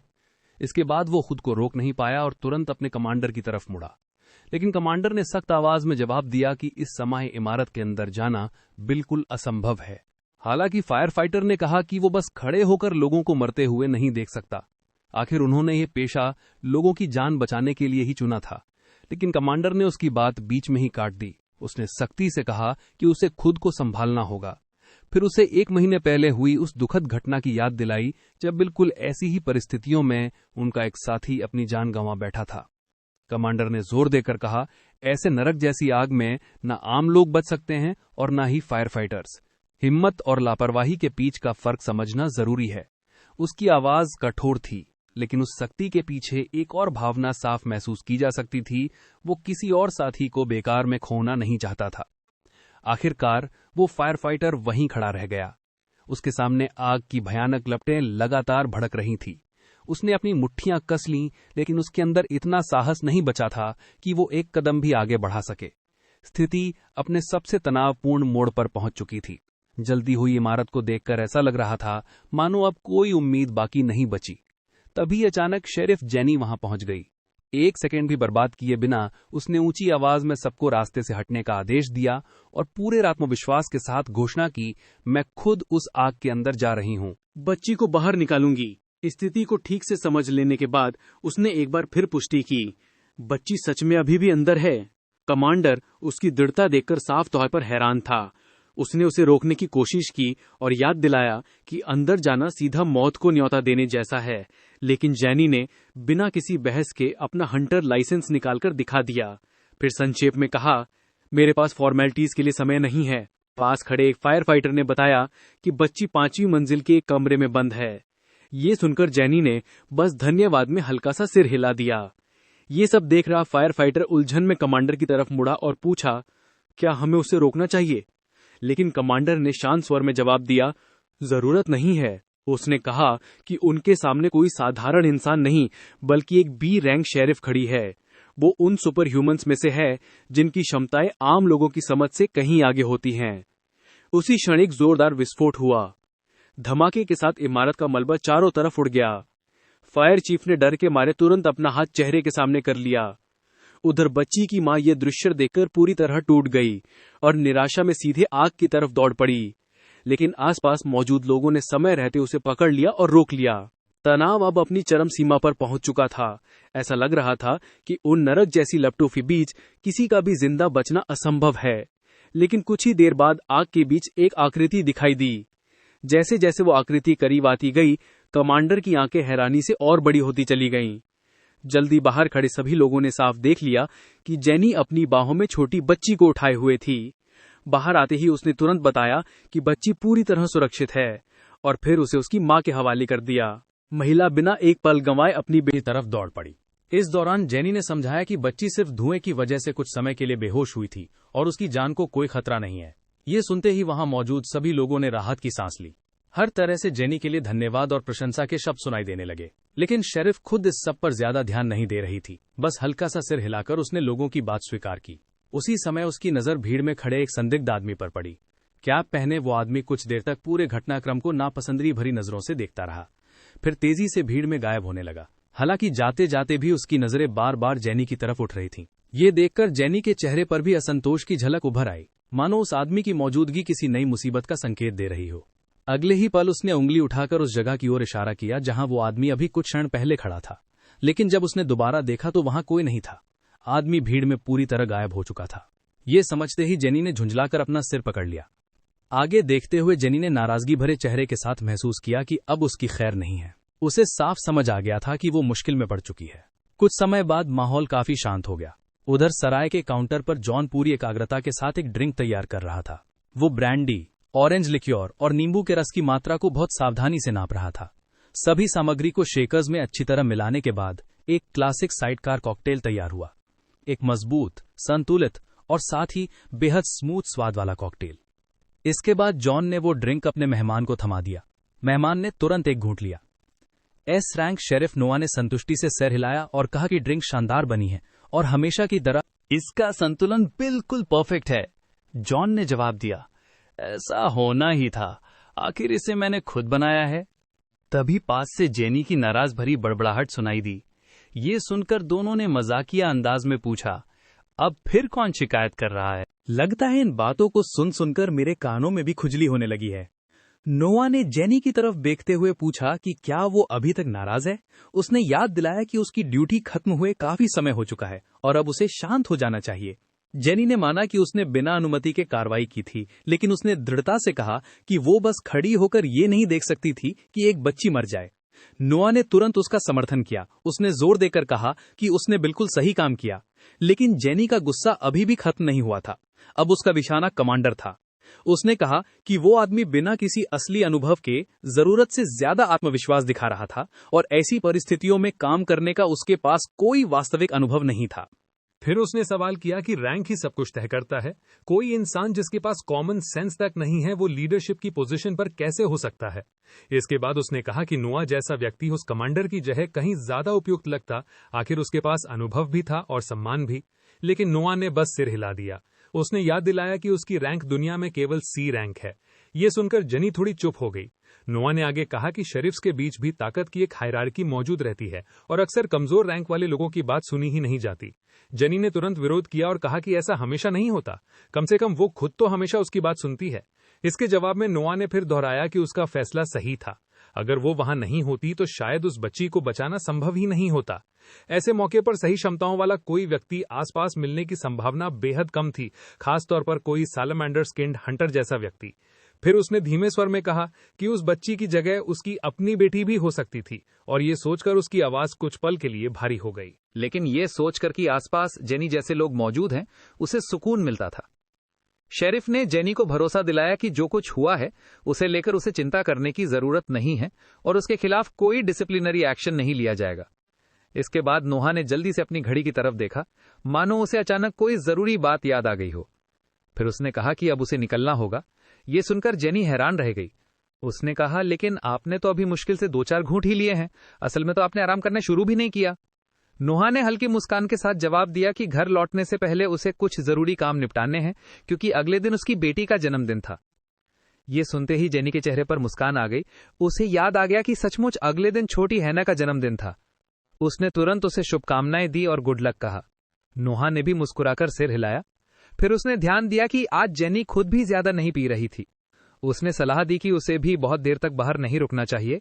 जेनी ने उसकी बात मान ली। फिर उसने कहा, हैना को बता दीजिएगा कि मैं उसे मिस करती हूं। नोहा ने वादा किया कि वो जरूर बता देगा। ये सब देखकर जॉन ने धीरे से कहा कि वो सचमुच एक बेहतरीन मेंटर है। जेनी ने भी सहमति में सिर हिलाया और कहा कि सभी शेरिफ्स में से वो सबसे ज्यादा सम्मान नोहा का करती है और वो उन गिने चुने लोगों में से एक हैं जो सच में अपने टाइटल के हकदार हैं। जॉन हल्का सा मुस्कुराया और बोला, किसी इंसान की पहचान उसकी रैंक से नहीं होती। जेनी ने सिर हिलाया और अगले ही पल उसने कहा, मेरे लिए भी एक साइड कार बना दो। फिर उसने जोड़ते हुए कहा, और इस बार डबल कॉकटेल बनाना। लेकिन इसके तुरंत बाद माहौल पूरी तरह बदल गया। शहर के किसी दूसरे हिस्से में नोआ बिल्कुल अलग हालात का सामना कर रहा था। वो जमीन पर जाकर गिर पड़ा और खांसते हुए वो जमीन पर बैठा हुआ था और उसके शरीर से खून बह रहा था। उसके सामने एक अपराधी खड़ा था जिसके हाथ में एक बैट था। गुस्से से भरा वो आदमी चिल्लाकर कह रहा था कि असली खलनायक उसके जैसे लोग नहीं हैं। उसके अनुसार असली समस्या तो हंटर्स हैं, वे लोग जो सिर्फ किस्मत की वजह से ताकत हासिल कर लेते हैं, जिन्हें बिना कोई मेहनत किए शक्तियां मिल जाती हैं। वो लगातार बोलता जा रहा था कि हंटर्स ऐशो आराम की जिंदगी जीते हैं, उन्हें ऊंची कमाई और बेहतर सुविधाएं मिलती हैं, जबकि बाकी लोगों को जिंदा रहने के लिए संघर्ष करना पड़ता है। बोलते बोलते अपराधी की झुंझुलाहट और बढ़ती जा रही थी। उसने गुस्से में नोहा से कहा कि कम से कम कोई प्रतिक्रिया तो दे, लेकिन नोहा चुप रहा। उसके घाव इतने गंभीर थे कि वो जवाब देने की हालत में नहीं था। उसकी ये खामोशी उस पागल आदमी को और भी ज्यादा भड़का गई। फिर उसने जवाब का इंतजार भी नहीं किया। उसने अपना बैट ऊपर उठाया और कहा, चुप रहने से कुछ नहीं होगा, चलो देखते हैं तुम कितनी देर तक सहन कर पाते हो। इसके बाद वो नोहा को बेरहमी से पीटने लगा। ऐसा लग रहा था मानो वो सिर्फ उसके शरीर को नहीं, बल्कि उसकी इच्छा शक्ति और हौसले को भी पूरी तरह तोड़ देना चाहता हो। कुछ समय बाद दूसरे शेरिफ्स भी क्राइम सीन पर पहुंच गए। पूरे इलाके को पुलिस टेप से घेर दिया गया था ताकि जांच पूरी होने तक कोई भी उस जगह के पास न जा सके। उधर जेनी पूरे घटनास्थल का ध्यान से निरीक्षण कर रही थी, जबकि उसके साथी सबूत इकट्ठा करने, उन्हें रिकॉर्ड करने और फोटोग्राफ्स लेने में व्यस्त थे। जेनी धीरे धीरे चलते हुए ठीक उस जगह आकर रुक गई जहां नोहा का शरीर मिला था। कुछ देर तक वो बिना कुछ बोले बस सामने देखती रही। उसके मन में अब तक हुई सारी घटनाएं एक एक करके घूम रही थीं। उसके हाथ में एक वांटेड क्रिमिनल की फोटोग्राफ वाला कागज था। वो उसे इतनी जोर से पकड़े हुए थी कि कागज पूरी तरह मुड़ चुका था। जेनी की आंखों में आंसू भर आए थे, लेकिन वो पूरी कोशिश कर रही थी कि वे बाहर ना निकलें। उधर अस्पताल के एक वार्ड में भी उतना ही दर्द भरा दृश्य सामने था। नोहा अभी भी जिंदा था, लेकिन उसकी हालत बेहद गंभीर बनी हुई थी। उसके बिस्तर के पास एक छोटी बच्ची हाना चुपचाप बैठी थी। नोहा के चेहरे पर ऑक्सीजन मास्क लगा हुआ था और वो ऑक्सीजन मशीन से जुड़ा हुआ था। आंसुओं से भरी आंखों के साथ हाना ने धीमी आवाज में कहा, आज मेरा बर्थडे है और पापा आपको यहाँ नहीं होना चाहिए था। उसने कहा, आपने मुझसे वादा किया था कि आज का पूरा दिन मेरे साथ बिताएंगे, हम अम्यूजमेंट पार्क जाएंगे और बहुत सारी टेस्टी चीजें खाएंगे। बोलते बोलते उसकी आवाज कांपने लगी। उसके शब्द भी धीरे धीरे धीमे पड़ने लगे, मानो अब वो खुद भी उम्मीद खोने लगी हो, क्योंकि नोहा को अब तक होश नहीं आया था। भावनाओं से पूरी तरह टूटकर हना जोर जोर से रोने लगी। रोते हुए वो अपने पापा को बेवकूफ कहकर पुकारने लगी। कुछ ही देर बाद जेनी इलाज कर रहे डॉक्टर के साथ वार्ड के दरवाजे पर पहुंची। अंदर आते ही उसने तुरंत नोहा की हालत के बारे में पूछा। डॉक्टर ने जवाब दिया कि किस्मत अच्छी थी कि हमला होने के बाद नोहा काफी जल्दी मिल गया था। उसके शरीर पर मौजूद सभी बाहरी चोटों का इलाज पहले ही कर दिया गया है। फिर डॉक्टर ने बताया कि जब नोआ को अस्पताल लाया गया था तब उसकी हालत बेहद खराब थी और शायद यही वजह है कि उसे अब तक होश नहीं आया है। जेनी ने अविश्वास भरे स्वर में फिर से पूछा, क्या सच में इसे सामान्य हालत कहा जा सकता है? डॉक्टर ने तुरंत माफी मांगी। फिर उसने स्पष्ट किया कि उसका मतलब नोआ की शारीरिक हालत से नहीं बल्कि उसके बाहरी रूप से था। उसने कहा कि जो कुछ नोआ के साथ हुआ था उसके बावजूद उसके शरीर पर दिखने वाली चोटें हैरान करने वाली तरह से बहुत कम थीं। उधर हैना अब भी अपने पिता के बिस्तर के पास बैठी थी। वो लगातार चुपचाप रो रही थी, लेकिन उसके आंसू किसी भी तरह रुकने का नाम नहीं ले रहे थे। हर गुजरते सेकंड के साथ ये दर्दनाक दृश्य जेनी के अंदर एक दबे हुए लेकिन लगभग बेकाबू होते जा रहे गुस्से को और भड़का रहा था। उसने दांत भींच लिए, फिर मन ही मन कसम खाई कि जिसने भी ये सब किया है उसे अपने हर अपराध की पूरी कीमत चुकानी पड़ेगी। जेनी ने तय कर लिया था कि वो इस मामले को किसी भी हाल में आखिर तक पहुंचाकर ही दम लेगी। देर रात जब पूरे कमरे में सन्नाटा पसरा हुआ था तब जॉन चुपचाप अंदर आया। उसने एक नजर सो रही छोटी लड़की पर डाली, फिर बहुत सावधानी से उसके ऊपर पड़ी चादर को ठीक किया। जॉन ये सब इतनी नरमी से कर रहा था कि उसकी नींद बिल्कुल भी न टूटे। इसके बाद उसकी नजर मरीज की हालत पर गई। उसने एक नजर में उसकी स्थिति का बारीकी से निरीक्षण किया, मानो उसकी आंखें हर छोटी से छोटी बात का तुरंत आंकलन कर रही हों। लेकिन उसने एक शब्द भी नहीं कहा, क्योंकि वो वहां की शांति भंग नहीं करना चाहता था। रॉरी जॉन के बिल्कुल पास खड़ी थी। अचानक उसने धीरे से उसके क्लोक का किनारा पकड़कर हल्का सा खींचा। धीमी आवाज में उसने कहा कि शेरिफ की बहन अब शायद खतरे में हो सकती है। उसे जेनी की बहुत चिंता हो रही थी, मानो कोई अजीब सी अशुभ आशंका उसका पीछा ही नहीं छोड़ रही हो। जॉन ने लड़की से अपनी नजरें हटाए बिना उसकी बात से सहमति जताई। उसने कहा कि हो सकता है उसे सच में मदद की जरूरत पड़े। उधर चंग डीयू के इंडस्ट्रियल एरिया में स्थित एक पुराने और सुनसान पड़े भवन के अंदर कुछ बेहद भयावह हो रहा था। उस इमारत के भीतर चारों तरफ लाशें बिखरी पड़ी थीं। हर तरफ बेरहमी से की गई हिंसा के निशान साफ दिखाई दे रहे थे। लेकिन उन सब के बीच एक आदमी आराम से बैठा इंस्टेंट नूडल्स खा रहा था। उसका व्यवहार ऐसा था मानो उसके आसपास जो कुछ भी हो रहा था उससे उसका जरा भी कोई लेना देना न हो।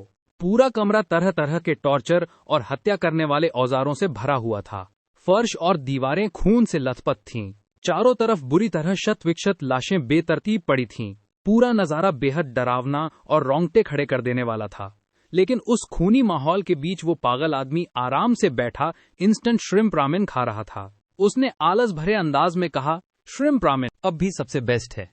उसी समय उसके पीछे से एक आवाज गूंजी। उस आवाज ने साफ और स्पष्ट शब्दों में उसका नाम पुकारा, रिवर। इसके बाद किसी ने उसकी पूरी बायोग्राफी सुनानी शुरू कर दी। उम्र 37 साल, कुल 17 बार सजा हो चुकी है, जिंदगी में एक भी दिन ईमानदारी से काम नहीं किया और अपने बेकाबू गुस्से के लिए बदनाम है, जिसकी वजह से कई लोगों को गंभीर चोटें पहुंच चुकी हैं। रिवर ने पीछे मुड़कर देखा। तभी उसकी तरफ बढ़ती हुई जनी ने आगे कहा, सिर्फ 1 महीने पहले तुमने अपना कर्ज चुकाने से बचने के लिए एक कंप्यूटर क्लब के मालिक पर हमला किया था और उसे गंभीर रूप से घायल कर दिया था। फिर उसने आगे कहा, और क्योंकि तुम्हारा नाम रजिस्ट्री में मौजूद नहीं है, इसलिए इस बात की पूरी संभावना है कि तुम एक तथाकथित डेविल मैन हो। इसी वजह से तुम्हें न्यूट्रलाइज करने के लिए मुझे भेजा गया है। जेनी की बात सुनकर रिवर मुस्कुरा दिया। उसने तुरंत उसे पहचान लिया। फिर उसने कहा, अरे तुम वही लड़की हो ना जिसने कुछ दिन पहले जलती हुई इमारत से एक बच्चे को बाहर निकाला था। इसके बाद उसने व्यंग भरे लहजे में कहा, कहानी सुनाने में तुम काफी अच्छी हो। जेनी ने उसकी बातों पर बिल्कुल ध्यान नहीं दिया। उसने शांत स्वर में कहा, तुम्हारे खिलाफ कई आरोप दर्ज हैं, जिनमें एक डिटेक्टिव पर हमला करने का आरोप भी शामिल है। ये सुनकर रिवर सिर्फ हंस पड़ा। उसने कहा, तुम अपने आप पर कुछ ज्यादा ही भरोसा करती हो। ऐसा लगता है जैसे तुम्हारी नजर में आम लोग किसी काम के ही नहीं है। फिर उसने चारों तरफ नजर दौड़ाई। उसने देखा कि जेनी अकेली आई थी। रिवर ने उसे खुली चुनौती देते हुए पूछा, क्या तुम्हें सच में लगा कि मैं इतनी आसानी से तुम्हारे सामने सरेंडर कर दूंगा? जेनी ने ठंडे सुर में कहा, चुप रहो। फिर उसने उसे उसके अधिकार याद दिलाए। तुम्हें चुप रहने का अधिकार है और तुम जो भी कहोगे उसे अदालत में तुम्हारे खिलाफ सबूत के तौर पर इस्तेमाल किया जा सकता है। इसके बाद उसने बेपरवाही से जोड़ा, वैसे मुझे इस बात से कोई फर्क नहीं पड़ता कि तुम लॉयर रखते हो या नहीं। ये सुनते ही रिवर की आंखों में गुस्से की चमक उभर आई। उसने गुस्से से कहा, तुम सब एक जैसे हो, हर बार मुझे चुप करा देते हो, कभी मुझे अपनी बात कहनी नहीं देते, सिर्फ इसलिए क्योंकि किस्मत तुम्हारा साथ देती रही। अब रिवर का गुस्सा पूरी तरह फूट चुका था। वो खुद को और नहीं रोक पाया।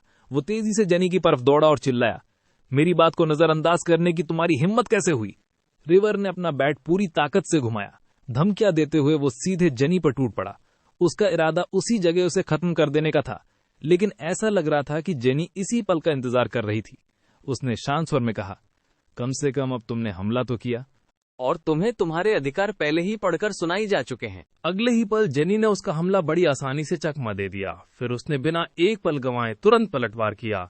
उसका पहला मुक्का सीधे रिवर के धड़ पर जा लगा। जोरदार वार से उसकी सांसें जैसे थम गईं। अगला मुक्का सीधा उसके जबड़े पर पड़ा। रिवर लड़खड़ा गया। उसके हाथ से बैट छूटकर नीचे गिर गया और उसके मुंह से खून की धार निकल पड़ी। लेकिन जेनी यहीं नहीं रुकी। वो एक बार फिर उसकी तरफ झपटी। हमला करते हुए उसने गुस्से में पूछा, आखिर तुम कर क्या रहे हो? अगले ही पल उसने उसके सिर पर एक जबरदस्त किक मारी। वार इतना ताकतवर था कि रिवर सीधा जमीन पर जा गिरा। वो अपने पैरों पर खड़ा भी नहीं रह सका। उसका एक हाथ बुरी तरह घायल हो चुका था। अब उसके लिए ठीक से हिलना डुलना भी मुश्किल हो रहा था। लेकिन जेनी ने उसे संभलने का एक भी मौका नहीं दिया। उसने फिर से आगे बढ़कर उसके चेहरे पर एक और जोरदार मुक्का जड़ दिया। कुछ पल तक वो जमीन पर पड़े अपने दुश्मन को घूरती रही। फिर उसने कहा, तुम अन्याय और किस्मत की बातें कर रहे थे, लेकिन असलियत में तुम उतने ताकतवर निकले ही नहीं। लेकिन लगभग उसी पल जेनी के चेहरे का भाव बदल गया। वो अच्छी तरह जानती थी कि जो आदमी एक सी रैंक शरीफ को उस हालत तक पहुंचा सकता है वो कमजोर नहीं हो सकता। उधर रिवर गुस्से से बुरी तरह कांप रहा था। जेनी ने उसकी तरफ अपना हाथ बढ़ाया और आदेश दिया, उठो, तुम्हारे लिए असली लड़ाई तो अभी शुरू भी नहीं हुई है। बेहद तनाव की हालत में रिवर ने अचानक अपना सिर ऊपर उठाया। अगले ही पल वो बिना एक सेकंड सोचे झटके से अपने पैरों पर खड़ा हो गया।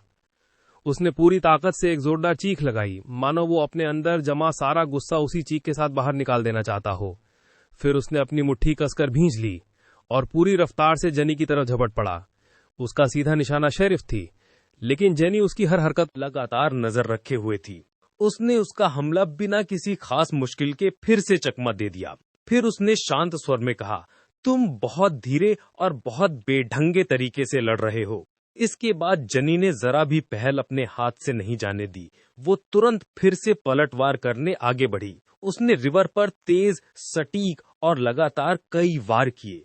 उधर रिवर के मुंह से लगातार खून निकलने लगा।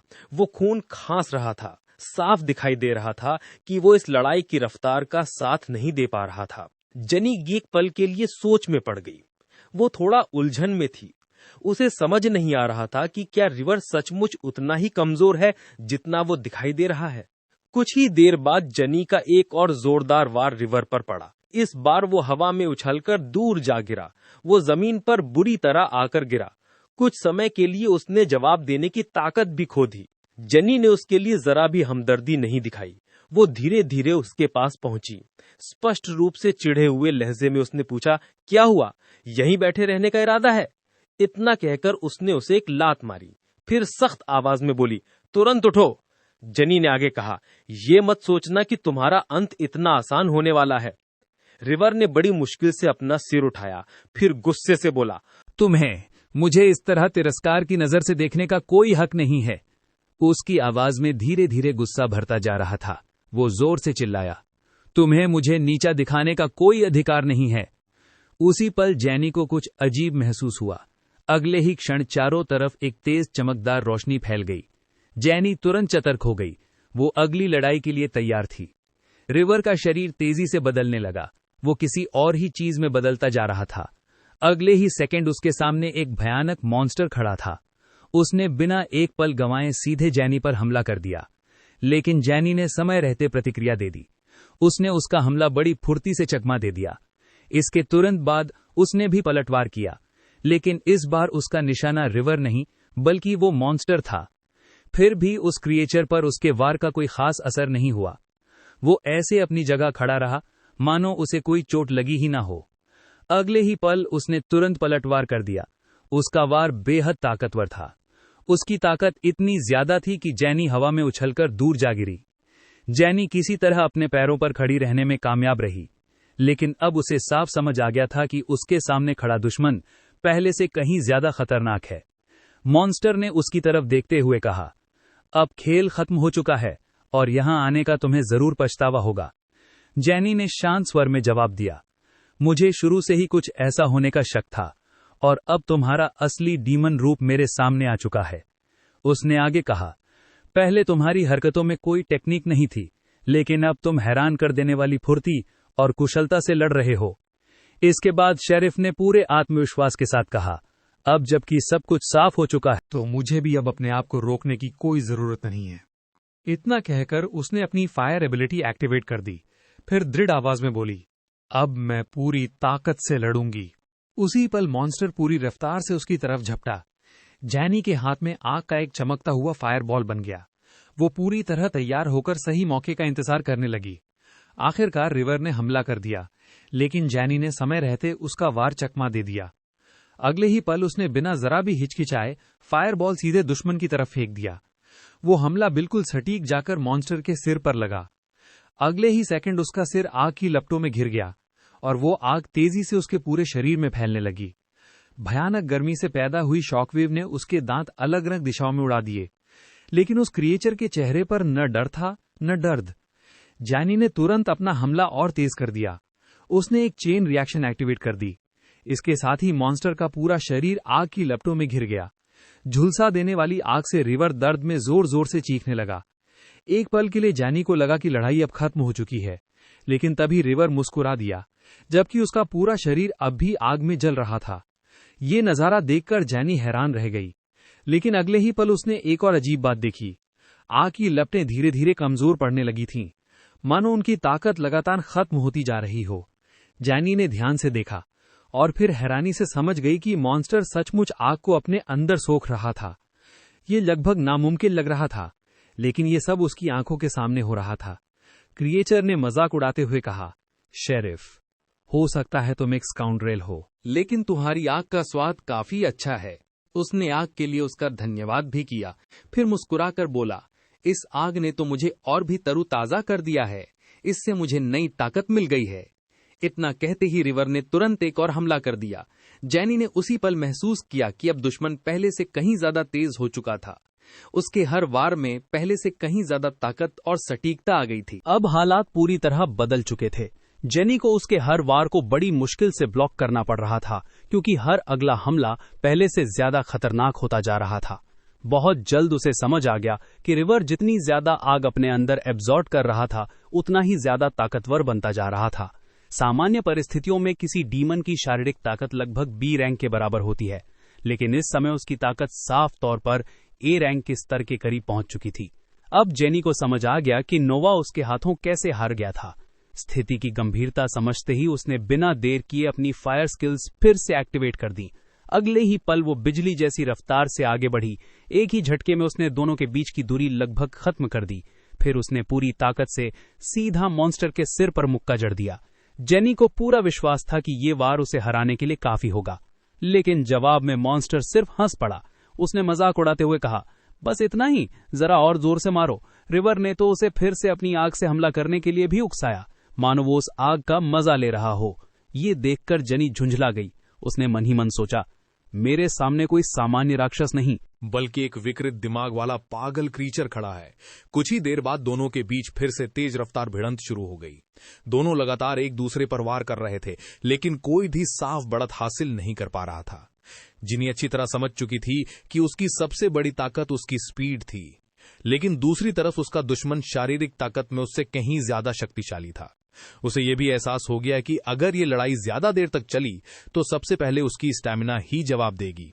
वहीं दूसरी तरफ मॉन्स्टर अपनी हीलिंग और रिकवरी के लिए आग का इस्तेमाल कर रहा था। यही बात इस लड़ाई को और भी ज्यादा खतरनाक बना रही थी।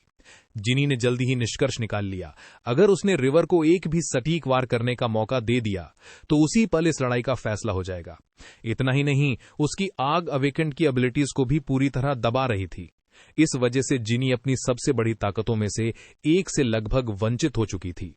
सबसे मुश्किल बात यह थी कि जिनी खुद से भी ये स्वीकार नहीं करना चाहती थी कि वो इस मॉन्स्टर को हराने में सक्षम नहीं है, लेकिन मन ही मन विरोध करने के बावजूद आखिरकार उसे इस कड़वी सच्चाई को स्वीकार करना ही पड़ा। उधर मॉन्स्टर धीरे धीरे उसके बिल्कुल करीब आ गया। फिर उसने व्यंग्य भरी मुस्कान के साथ पूछा, क्या सोच रही हो शेरिफ? इतनी गहरी सोच में क्यों डूबी हुई हो? उसी पर जेनी की आंखों में चिंता झलक उठी। उसे महसूस हुआ कि रिवर की रफ्तार पहले से भी ज्यादा बढ़ चुकी थी और अगले ही क्षण रिवर ने बिजली जैसी तेजी से एक घातक वार कर दिया। उस जबरदस्त वार की ताकत से जेनी अपना संतुलन खो बैठी। वो जमीन पर जा गिरी, उसके मुंह से खून निकल आया। अगले ही पल उसके पूरे शरीर में एक भयानक दर्द दौड़ गया। तभी उसे एहसास हुआ कि वो लोहे की नुकीली सरियों पर जा गिरी थी। वे सरिये उसके शरीर को आर पार भेद तके थे। उस असहनीय दर्द से उसका पूरा शरीर कांप उठा। मॉन्स्टर उसकी हालत देख के बोलने लगा, मेरे साथ हमेशा यही होता आया है। लोग मुझे कचरा कहते थे, मुझसे नफरत करते थे, मुझे नजरअंदाज करते थे और मुझे किसी काम का नहीं समझते थे।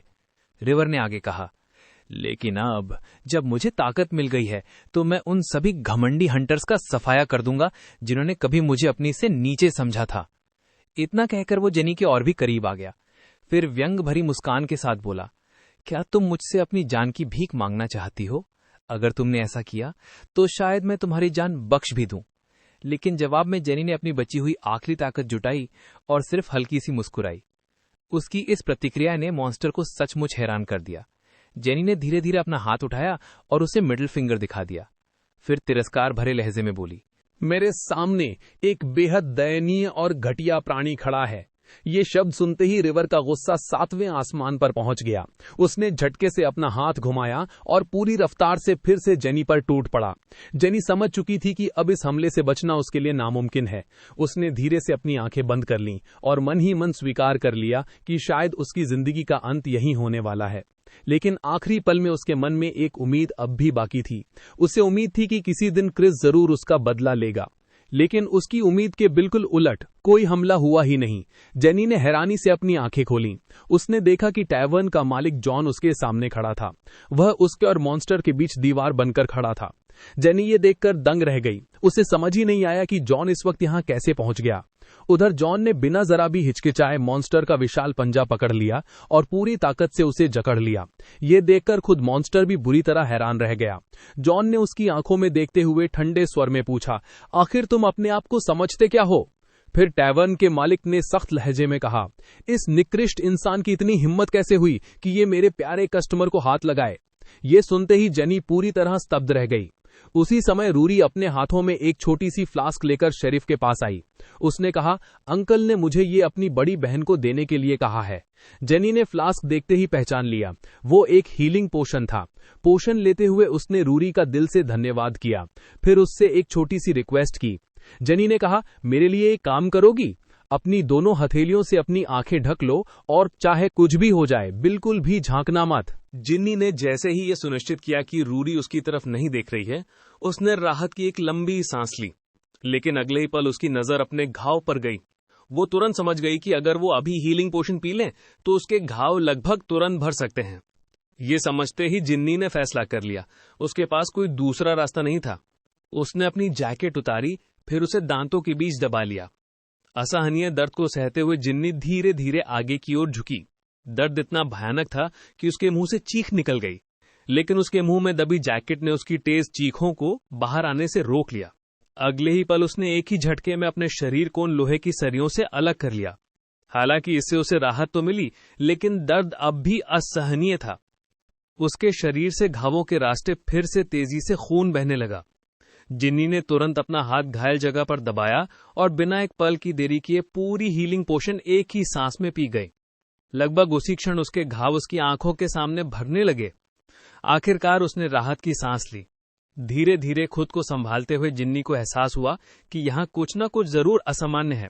उसने मन ही मन सोचा कि इस पोशन का असर देखकर ये कम से कम मीडियम ग्रेड का हीलिंग पोशन तो जरूर है। इसके बाद जिन्नी ने प्यार से रूरी के सिर पर हाथ फेरा, फिर मुस्कुराकर कहा, अब तुम अपनी आंखें खोल सकती हो। रूरी ने खुशी से उसकी बात मानी, फिर उसने कहा, थैंक यू, अब मुझे बहुत अच्छा लग रहा है। इसके जवाब में रूरी खुशी से मुस्कुराई। उसने कहा, मुझे बहुत खुशी है कि मेरी बड़ी बहन जेनी अब ठीक हो गई है। उधर जॉन अब भी मॉन्स्टर का पंजा मजबूती से पकड़े हुए था। उसने उसे किसी भी कीमत पर भागने का मौका नहीं दिया। गुस्से से तिलमिलाए रिवर जोर से चिल्लाया, मुझे छोड़ दो। वो हवा में अपना पूरा शरीर घुमाने लगा। वो जॉन की लोहे जैसी मजबूत पकड़ से निकलने की पूरी कोशिश कर रहा था, लेकिन जॉन उसकी हरकतों को बिल्कुल भावी नजरों से देखता रहा। रिवर ने उसे लात मारने की भी कोशिश की, लेकिन जॉन ने बड़ी आसानी से उसका वार चकमा दे दिया। अगले ही पल जॉन ने उसके पंजे को और भी जोर से दबा दिया। दर्द से मॉन्स्टर का पूरा शरीर कांप उठा। जॉन ने अगले ही पल उसे पूरी ताकत से उठाकर जमीन पर दे मारा, फिर ठंडे लहजे में बोला, बेहतर होगा ज्यादा विरोध मत करो। इतना कहते ही उसने उसकी पीठ पर एक जबरदस्त लात मारी। वार इतना भयानक था कि डेविल एक तरफ लुढ़क गया। उसके मुंह से दर्द भरी चीख निकल गई, लेकिन जॉन यहीं नहीं रुका। उसने तुरंत एक और जोरदार लात मारी। इस बार मॉन्स्टर हवा में उछलता हुआ दूर जाकर जमीन पर जोरदार धमाके के साथ गिरा। जॉन ने उसे देखते हुए मुस्कुराकर कहा, वाह, काफी बढ़िया किक थी। लेकिन अगले ही पल मॉन्स्टर झटके से फिर अपने पैरों पर खड़ा हो गया। उसने अपना मुंह खोला और उसके मुंह से आग की लपटें फूट पड़ी। गुस्से से दहाड़ते हुए उसने कहा, मैं तुम्हें कभी माफ नहीं करूंगा। इतना कहते ही उसने अपना मुंह पूरी तरह खोल दिया और जॉन की तरफ आग की एक बेहद शक्तिशाली धारा छोड़ दी। लेकिन हैरानी की बात यह थी कि जॉन को जरा सा भी नुकसान नहीं हुआ, मानो उस आग का उस पर कोई असर ही ना पड़ा हो। फिर उसने आराम से अपना क्लोक उतारा और व्यंग्य भरी मुस्कान के साथ पूछा, इसे तुम फायर ब्रीदिंग कहते हो? इतना कहकर उसने अपना क्लोक सामने कर लिया। उसने उसी से आग की पूरी धारा को रोक दिया। मुस्कुराते हुए उसने कहा, बुरा नहीं है, काफी अच्छा है। उसका क्लोक मानो पूरी तरह फायर प्रूफ था। इतना ही नहीं, जॉन ने उसी क्लोक से हवा का ऐसा तेज बहाव पैदा किया कि आग की लपटें पलटकर वापस रिवर की तरफ चली गई। ये सब देखकर जेनी हैरान रह गई। उसने तुरंत रूरी को अपनी तरफ खींच लिया ताकि वो सुरक्षित रहे। जेनी ने अविश्वास से कहा, ये अविश्वसनीय है।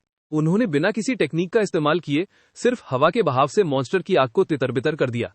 उधर मॉन्स्टर घबराकर चारों तरफ देखने लगा। उसे समझ ही नहीं आ रहा था कि उसका दुश्मन अचानक कहां गायब हो गया। इससे उसकी बेचैनी और भी बढ़ गई। उसी पल जॉन अचानक उसके ठीक पीछे प्रकट हो गया। उसने मजाक उड़ाते हुए कहा, तुम्हारा ध्यान तो हैरान कर देने वाली हद तक कमजोर है। मॉन्स्टर कुछ समझ पाता उससे पहले ही जॉन ने एक और जबरदस्त वार कर दिया। उस हमले की ताकत से मॉन्स्टर फिर से जमीन पर धड़ाम से जा गिरा।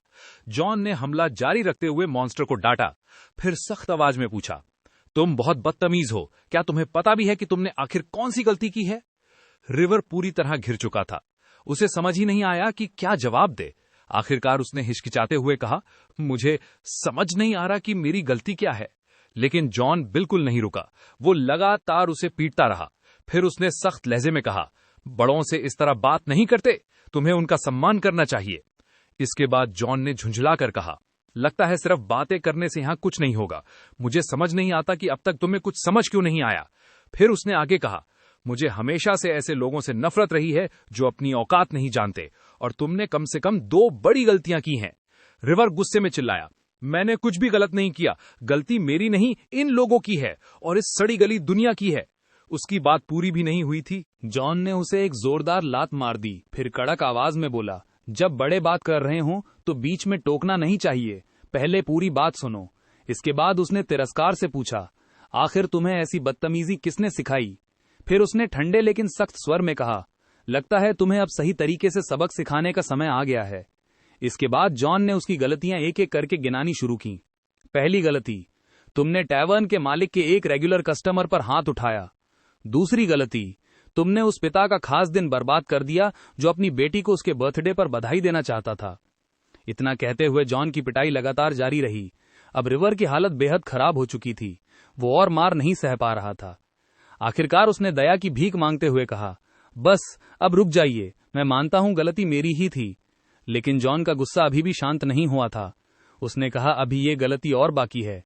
फिर उसने ठंडी नजरों से रिवर को देखा और बोला, तुमने उस छोटी लड़की को उसके अपने बर्थडे के दिन रुला दिया। इसके बाद जॉन ने आखिरी बात कही, और चौथी गलती, तुमने मुझे सच में बहुत ज्यादा गुस्सा दिला दिया। ये सब देखकर जेनी ने मन ही मन सोचा, भले ही ये पागल इंसान ऐसी सजा का हकदार था, लेकिन अब हालात हद से आगे बढ़ चुके थे। उसने तुरंत रूडी की आंखों पर अपने हाथ रख दिए, फिर प्यार से कहा, उधर मत देखना, जो हो रहा है उसे मत देखो। उधर रिवर ने दर्द से कराहते हुए कहा, तुम्हारे पास मुझ पर हमला करने की सिर्फ 2 वजह थीं, फिर भी तुम अब तक मुझे मारते क्यों जा रहे हो? उसकी ये बात सुनकर जॉन पहली बार थोड़ा हैरान हुआ। वो कुछ पल के लिए रुक गया, मानो समझने की कोशिश कर रहा हो कि रिवर आखिर कहना क्या चाहता है। कुछ देर बाद उसने खुद को शांत किया और फिर धीरे धीरे उठकर खड़ा हो गया। उसके सामने रिवर का खून से लटपट शरीर जमीन पर बिल्कुल बेहरकत पड़ा था। जेनी ने गहरी सांस लेते हुए कहा, मैंने कभी नहीं सोचा था कि एक हाई बी रैंक डीमन की ऐसी हालत भी हो सकती है। और सबसे हैरानी की बात यह है कि उन्होंने ये सब सिर्फ अपनी शारीरिक ताकत से किया, बिना किसी स्पेशल स्किल का इस्तेमाल किए। ये सोचते सोचते जेनी के मन में एक ही सवाल घूमने लगा, आखिर ये आदमी है कौन? उधर जॉन की नजर जेनी पर पड़ी। उसने देखा कि उसके सारे घाव पूरी तरह भर चुके थे। अब वो बिना किसी सहारे के खुद चल भी सकती थी, लेकिन जेनी ने तुरंत कहा, अभी मेरी हालत ज्यादा जरूरी नहीं है, इस समय उससे भी ज्यादा महत्वपूर्ण बातें हैं। जॉन ने शांत स्वर में जवाब दिया, उसकी चिंता मत करो, मैं तो बस अपने एक रेगुलर कस्टमर की मदद कर रहा था। फिर वो मुड़ा और हल्की मुस्कान के साथ उसने पूछा, तो क्या अब तक तुम्हें अंदाजा हो गया कि मैं वास्तव में कौन हूं? एक पल रुककर उसने खुद ही जवाब दिया, मैं तो बस एक टैवर्न ओनर हूं। इतना कहकर वो बाहर निकलने लगा। जाते जाते उसने मजाकिया अंदाज में कहा, अगर तुम्हें लगता है कि मुझ पर कोई एहसान चढ़ गया है तो बस यहाँ थोड़ा ज्यादा आया करो और थोड़ा ज्यादा ड्रिंक भी किया करो। उधर जेनी अब भी उसी वेयरहाउस में बैठी हुई थी। वो गहरी सोच में डूबी हुई थी। कुछ देर बाद कहानी फिर हॉस्पिटल की तरफ लौटती है। हैना अब भी अपने पिता नोहा के बेड के पास बैठी हुई थी। कुछ समय बाद अचानक नोहा की एक उंगली हल्की सी हिली, फिर बहुत जल्द उसे होश आ गया। उसने धीरे धीरे अपनी आंखें खोल दी। उसने हल्का सा अपना हाथ हिलाया, तभी उसे एहसास हुआ कि ये कोई सपना नहीं था। जब उसने बगल में देखा तो उसकी बेटी हैना वहीं उसके पास सो रही थी। नोहा ने बहुत प्यार से अपना हाथ उसके सर पर रखा, फिर धीरे धीरे उसके बालों पर हाथ फेरने लगा। उसके इस स्पर्श से हैना की नींद धीरे धीरे खुलने लगी। जैसे ही उसने अपनी आंखें खोली, उसने अपने पिता को होश में देखा। ये देखकर वो पूरी तरह हैरान रह गई। नोहा ने थकी हुई मुस्कान के साथ कहा, लगता है मैंने तुम्हें काफी ज्यादा डरा दिया। जैसे ही हैना ने अपने पिता की आवाज सुनी, वो पूरी तरह जाग गई। उसे यकीन ही नहीं हो रहा था कि उसके पापा जिंदा हैं। ये एहसास होते ही उसकी आंखों से आंसू बहने लगे।